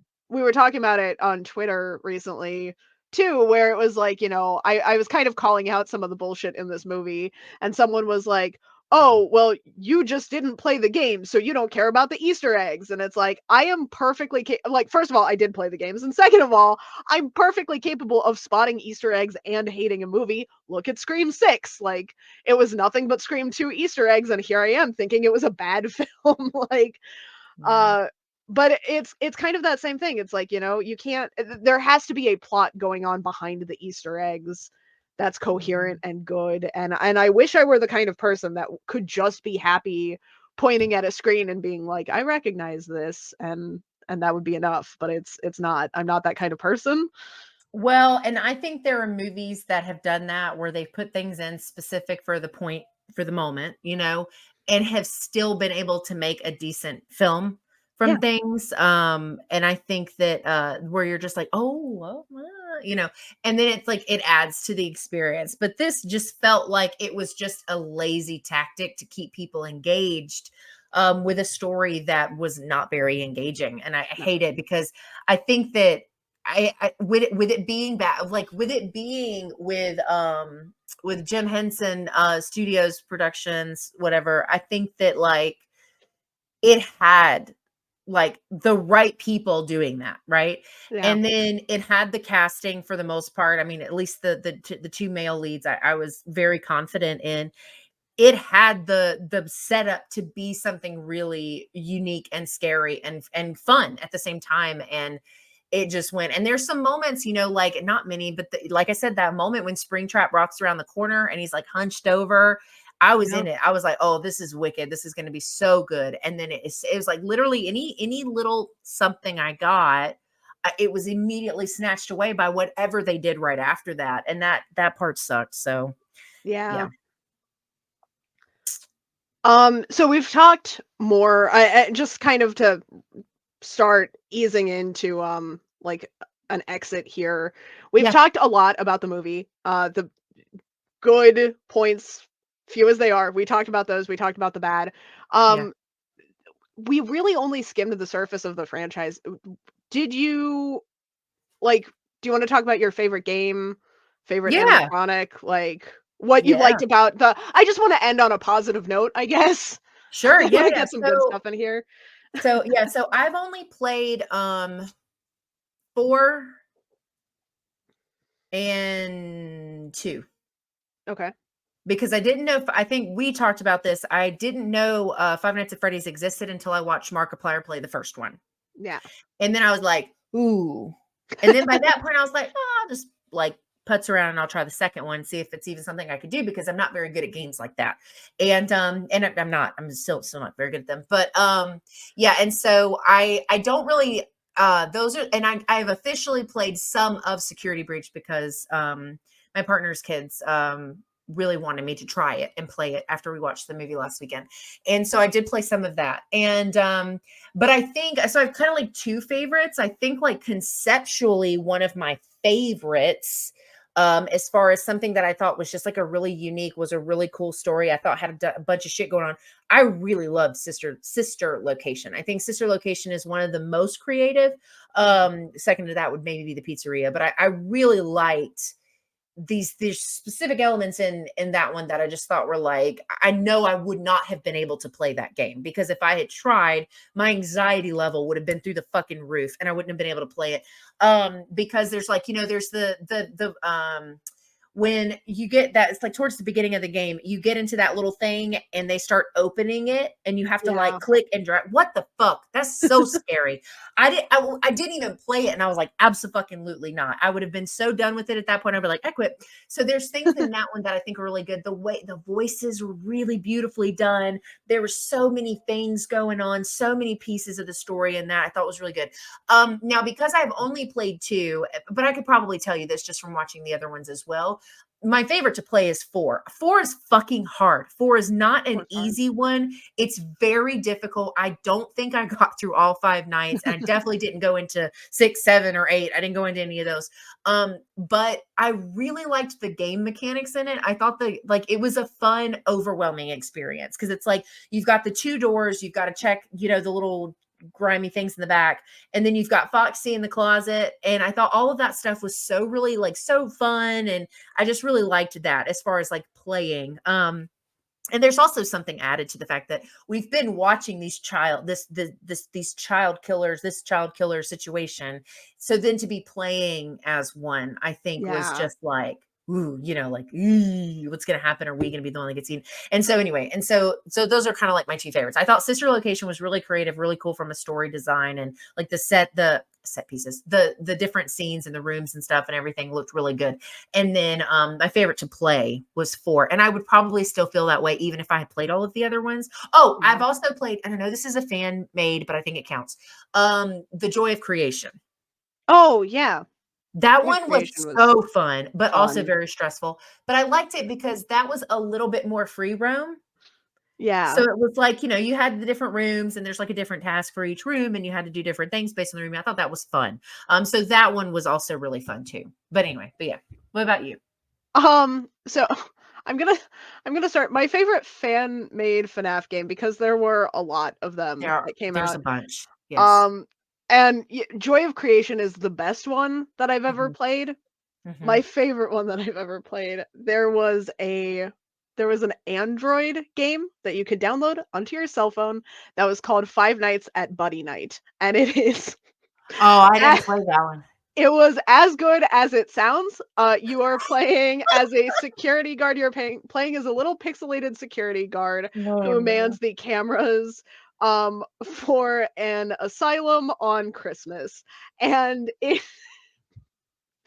it's all like 8-bit graphics. Some of the buttons don't work. Buddy malfunctions. He'll just glitch through walls. We don't really know what he's supposed to look like, and I absolutely love it. Like it's a terrible game in the best way. I've And never yeah, I haven't even heard of that one. Wow. out of out of all of the games, out of all of the FNAF games that I've played, that one just really got me. I thought it was hilarious. I had such a good time playing it.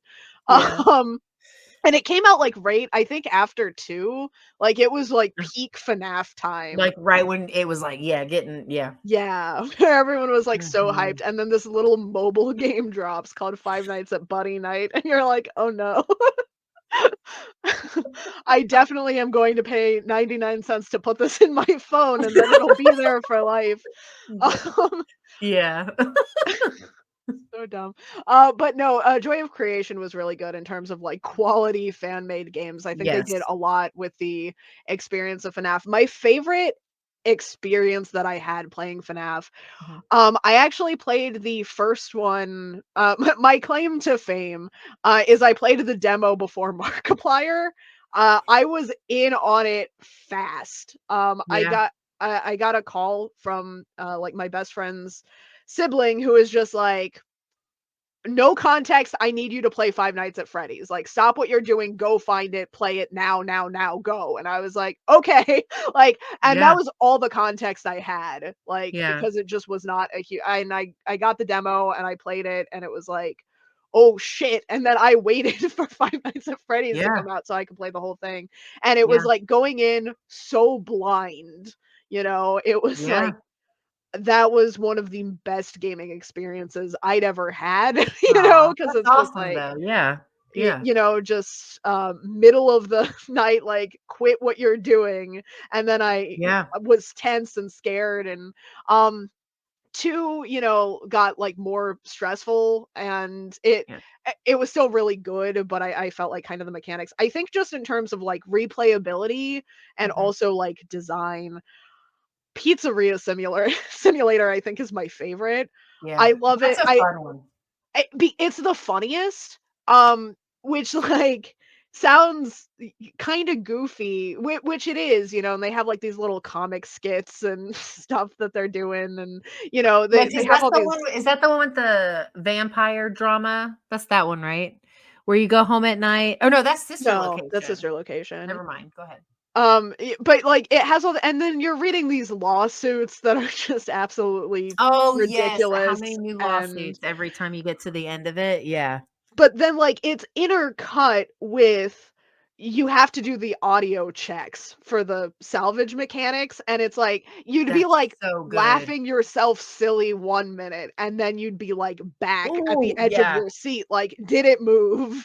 Like, and I really love the range that Pizzeria Simulator had. Also, and then, like, moving in, speaking of Pizzeria Simulator and, favorite animatronics, Oh. I don't know if you have one Hmm. throughout the many, many animatronics. I'm thinking. My Favorite? favorite is Lefty from Pizzeria Simulator. Oh my It's god, just like, I was watching Markiplier play that, and the first time that Lefty came through those vents, he lost his mind. He was laughing. it's He was like, like, "He's "Lefty, only no!" $5." He was like, "Lefty, no." And then he was like so then after that, whenever he would go to the different sides, he'd be like, "Lefty," and then he would go, "What about you, righty?" And he'd like go back and forth. So funny. I think, man, I don't know if I have a favorite. Maybe Mangle, just because, like, what a mess, like, Yeah. but and there's so many different versions of them too, because we get, like, the nightmare versions, and we get, like, there's all these different versions, and I love plush, Foxy, that's my favorite, like, I mean, I know that's not animatronic, but the shit where, like, he's in the closet, and he, like, "Ah!" like, 1 second, and he's just, like, this cute little, soft, little, cuddly friend, and it's, like, so fucking cute and stupid, I love it so much, but anyway, I guess, yeah, I would probably say Mangle just because Mangle's crazy looking. And then the only other one that I really liked is hmm, I still really like Springtrap. I know Springtrap is silly, but Springtrap actually does look like a person in a suit in the game because of the Yeah. movements. He literally looks like he's like, hello, like, and there's just something like that. You know that there's like when you get to that certain part in 3 where he starts showing up outside the mirror and you like look, you go to like you're looking at it and then he's just fucking standing there staring at Yeah. you. That was so bothersome to me. I was like, I don't like that at all. And I loved all of the ones from Sister Location. Yeah, The Sister Location Laura, had some of the coolest Baby, designs. those were good. Um, Yeah, and then the one that's just Nightmare in 4 was wicked looking too. He's, like, Oh, all metally and, like, crazy looking. It's basically Nightmare Freddy, but without the extra skin yeah, stuff. yeah, It's just called Just Nightmare. He was pretty cool too. that's cool. But yeah, I think my favorite is probably Mango, just because it's an obscure one, I guess. Not the I had, cupcake. I had a friend, and we used to do like a lot of anime conventions and stuff, and we would do group cosplays. And I think one of the reasons we quit was because of the FNAF cosplay, where I felt so bad. He went all out for this, and because it was like one of those things we'd like divvy up characters, and we'd show up, and a lot of the times we would like work on them together. But I had Mhm. been traveling, and I showed up. He had put so much work into this like body outfit, and I was wearing a t-shirt that said "Let's eat," and he was like, "Never again," just like not with you. And I was like, "No, I'm Chico. I nailed it." Like I nailed it. I brought a cupcake, like, but I hadn't because I had eaten the cupcake in the car on the ride over. And it's like, I've got this. Um, but like after I was kicked out of the FNAF cosplay group, they switched to Foxy and Mangle, which I think was the right call. Like I'm not even mad about it. Oh, no. But I Oh, remember because it's one of those things where it's like, you're showing up for an event and you're like, there's that horror where you realize you're not prepared for the event, and like I could see, like getting up, to the apartment, it's like you could see through the window that there's mhm. like, all of this like mascot material, and I was like, I've fucked up. Like, uh-oh. Oh, But no. yeah. And Yeah, that is something though, and it's not as big of thing anymore. Not that I've been to an anime convention since lockdown, I don't think, but you mhm. used to see at least a couple animatronics walking around from this franchise because the fans are just like so Yeah, dedicated to doing these just really and I love seeing the creativity and stuff from the fans. yeah, It's I can complain. I poke a lot of fun at this movie specifically and also the lore, being what it is, yeah, but they really like this franchise built something in the indie horror world, and it's like yeah, yeah, I respect it a lot. yeah. I mean, it's a franchise built off of fandom. A lot of it is just exactly that. I mean, Yeah. yeah, there's something to it. I mean, I wasn't super blown away with the movie. There were things I liked, and a lot of things that I just, I wasn't bemused with. But I think, if people are enjoying it, fans are enjoying it, then in some ways it's doing what it should be doing, I guess, in that respect. Because if everybody hated it, that would be, I think, a different conversation. But it does seem to be well received by quite a lot of people. It's not a general, like, no, everyone hates this movie thing. So there's You that. did you did message me though. I peek behind the curtain, calling you out for the folks at home. Oh, You did message me, where you're like, "What was I watching?" And we were talking about yeah, this, and I pointed out that, like, the fans really seem to like it, and your and we response was, talked "What about, yeah. fans?"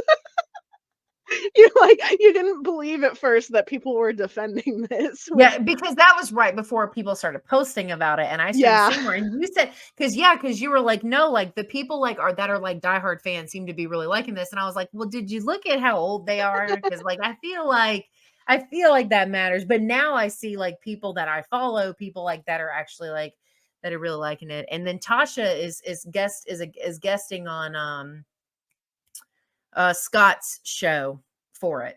And he and his co-host Mark, I think, both loved it. And Tasha hasn't told me how she felt about it yet. I don't know that I'm going to be able to listen to the episode. I just I don't know that I can bring myself to listen to Scott say on air that it's the best video game. I may literally spontaneously combust if that happens. So I don't know if I can listen to it. So I don't know where Tasha falls on it. I was offended at first because I didn't know what show Tasha was going on. In retrospect, all the pieces are falling into place. But I got a message from Tasha where she was like, "I'm going on a show to talk about Five Nights at Freddy's," and I was like, "I'm a video game person. I played FNAF. Why is no one asking me my thoughts on FNAF?" And then like, when you told me that Scott was doing an episode on it, it was like, oh. Oh, and and then she told me, she asked like where to start with FNAF lore, and I was like, if only someone would invite me to talk about FNAF. And then like coming into this, it was like because we had that conversation with Scott on Twitter where it was like where he really liked it, and I was like, it's good I was not invited on that. Yeah, I didn't get invited either. You'll notice it was someone not. But I don't know where she falls on it. If I had to guess, I'm sure she didn't hate it. I don't think just based off of other stuff I know that she's liked and has thought high live, I don't think she probably hated it, but yeah, it wasn't one I knew. I was like, and it's good because like this is one that I'm pretty heated about. Like when I first saw it, especially, they record for it this weekend. Their episode literally comes out the day before ours. Oh wow. Yeah. Yeah.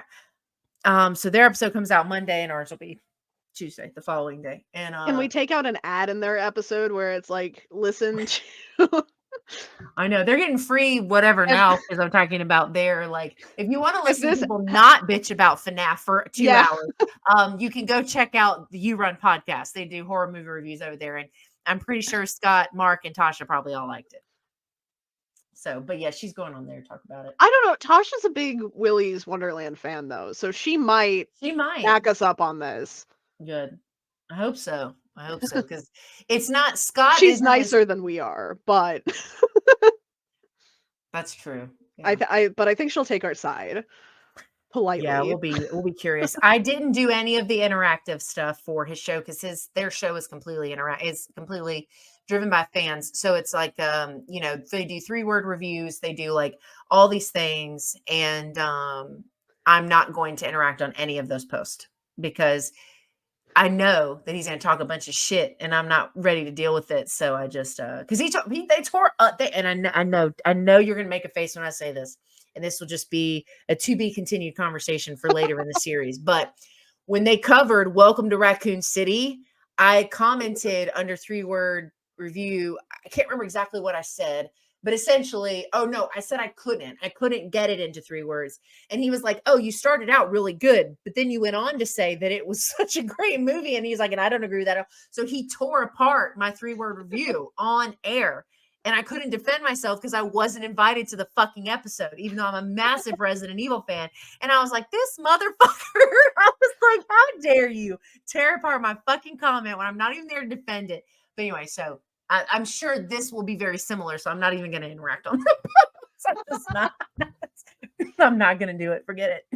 I also wasn't going to just because I don't like I've been trying to be less negative about movies on my Twitter feed, but I figure if people want to hear me complain about stuff, they can come find one of my shows. Like, that's all I do. But now I'm wondering if I should like respond, if I should give them some spice for the episode title. He's reading 3-word reviews and Tasha's like, that sounds really familiar. Who did that one? I know that sound. That sounds familiar. I don't know. I don't think he's posted the one for Five Nights. I bet he posted tomorrow probably because they're recording the video this weekend. Yeah. I love that we're I love that we're plotting before they record, but they'll have already aired this by the time people are listening. Yeah, I was trying to see. I don't think he's posted, and I haven't seen anything about Five Nights at Freddy's. So I bet he posts it tomorrow. Because I think if I remember correctly, he does them like right before they record. Yeah, I don't see anything about Five Nights at Freddy's other than that post I quote tweeted the other day. Yeah. His last 3-word was me Thregan. And that was yesterday. So I bet tomorrow is he's going to post about Five Nights at Freddy's because they're recording this weekend. I was just looking to see. I don't see anything. I'll be plotting my 3 words. I'm just going to put you are wrong, period. You can also call into the show and send a 1-minute voice note, Cat. Just FYI. Oh, about to get heated in here. No, but it was no. I will say it has been wild watching some of the like discourse about this movie come in.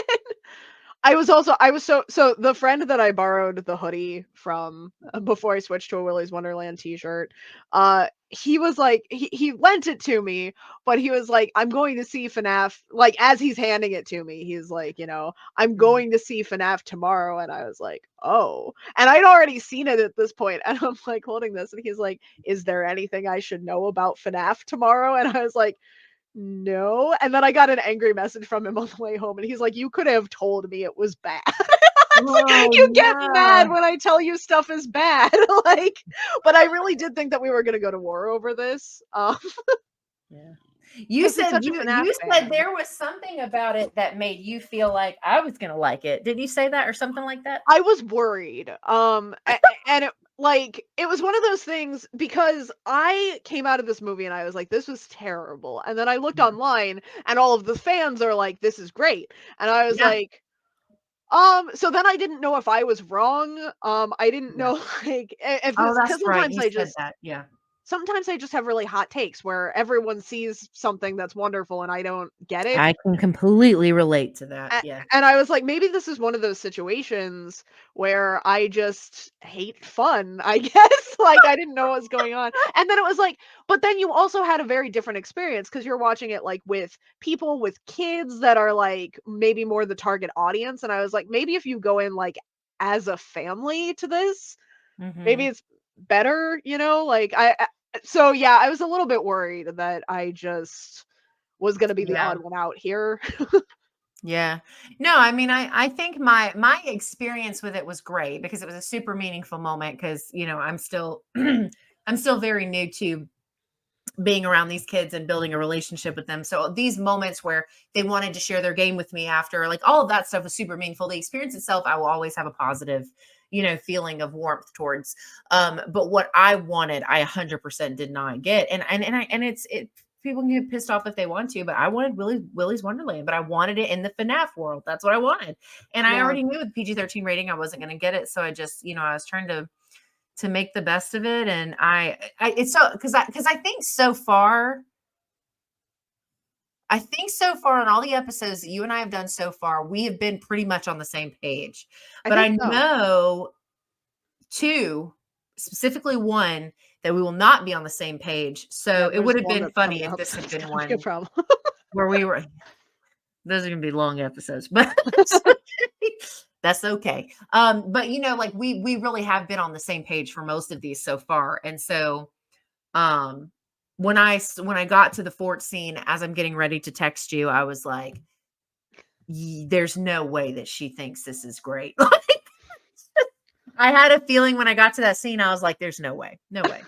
So that's what I thought, but then, like so that's how I always feel. People think that I manufacture hot takes just to be, like, contrarian, and because I have a lot of crazy takes, and I understand. I Sure. think there are people who do that, but it's like, I've never come out of a movie being like, "I hate this," and then, like, genuinely believed that other people are going to like it, and I'm always blindsided with this. So, like, Mhm. I just I had that feeling coming out of this where I was like, there's no way anyone likes this. And then I was reading, like all of the fan defenses of it, and it's like, this is gonna be my new hereditary. Like Oh, I good. Yeah, the just hereditary. Yeah. ooh, Yeah. I get it. No, I think if the fans are liking it, I think it's good. I mean, like I said, we yeah. know we've got two more movies coming. We know that Springtrap, Matthew Lillard is in this. He's going to be in the next two movies. And he did a great job. He did great. I think I will watch anything that he's in anyway. But I don't. Do you have other than like without going down a whole nother set of conversations? We'll wrap up. But the are there things that you specifically know you do not want to see in the next movie? One of my biggest fears about just the way that this is framed is that we're going to get more flashbacks. I feel like because we have again, it's kind of meta knowledge, but because Mhm. we have Matthew Lillard signed on for 3 more movies, I don't think he's going to stay in the Springtrap suit. I think we're going to have, like we're going to expand that timeline because otherwise you can put anyone in the suit, you know? Like, That's true because they don't talk or he doesn't talk. Well, he's a big star. I feel like they're going to want to show his face, you know? And it's like, I think that means flashbacks, and if we have flashbacks for him, it means we can have flashbacks for Mike, and if we have flashbacks for Mike, I'm really afraid that we're going to have them multiple times, and, like, his whole dream obsession thing, like, I don't care where that comes from. I don't wanna see it. I'm done with that. I would, yeah, because that would have been my one thing. Well, I agree with you on the flashbacks, but then I would add on to that. I don't want any more of Mike and Abby's story. We need new No. people. If we're gonna do something, we're gonna move forward. We need to move forward. Yeah. That story is complete. They do not need to come back. But I don't know if he's signed for 3. The only one I saw announced was Matthew Lillard. But Yeah. you know, I think, yeah, that's also flashbacks are lazy. Stop doing that. Like they have a place and a time or time and place, right? But when you use that as your entire story, It's not good. it's We not got good. too It's much of it lazy. here. Yeah, it's lazy. So I would like, yeah, I'm with you on the no flashbacks, and I don't want Flashbacks. any more of Mike and um Abby's story. Maybe start with Vanessa dying in the hospital. That'd be on the right foot, I think. I would be Um okay if this movie opens on Vanessa's funeral, I that would be fine by me. And and Josh Hutcherson is there crying over a grave, and he's like, "What a good friend that almost got us killed," and then I Springtrap's fucking there. Jump scare That's what I was out of gonna the say, grave. and then it's like and then he's looking in the pictures that were sent to him later, and there's, like, this weird yellow rabbit in the background, like, "What the fuck?" Whatever. I mean, Oh, at this point yeah. Alright, well, oh, I knew this was gonna be a long one. I warned yeah, everyone ahead of time we this was gonna be did. a long one. Lots of games to talk about. You gotta There's go so many anyway. games. I forgot you gotta Yeah. record. So we'll wrap up. But yeah, thank you guys so much for hanging out with us on this episode of Video Game Adaptations. If you've seen Five Nights at Freddy's, let us know what you think. Especially if you are not a gamer and you saw this movie. Would love to know some thoughts. I am curious what non-FNAF Yes. players that's my biggest area of interest right now is how Yeah, you so did this. please leave comments. Let us know what you think. I don't think we know what we're doing I was next. just gonna ask what our next one was if you knew. I don't think we know. We all, yeah, we don't know yet, but Alright. we've got a list still. Um, so we'll figure it out. But anyway, but yeah, thank you guys so much for hanging out with this episode of Video Game Adaptations. There's a playlist if you have not seen the other ones that we have done. Hope you have a good rest of your week. Enjoy your weekend again. I will see you in the next one. Bye.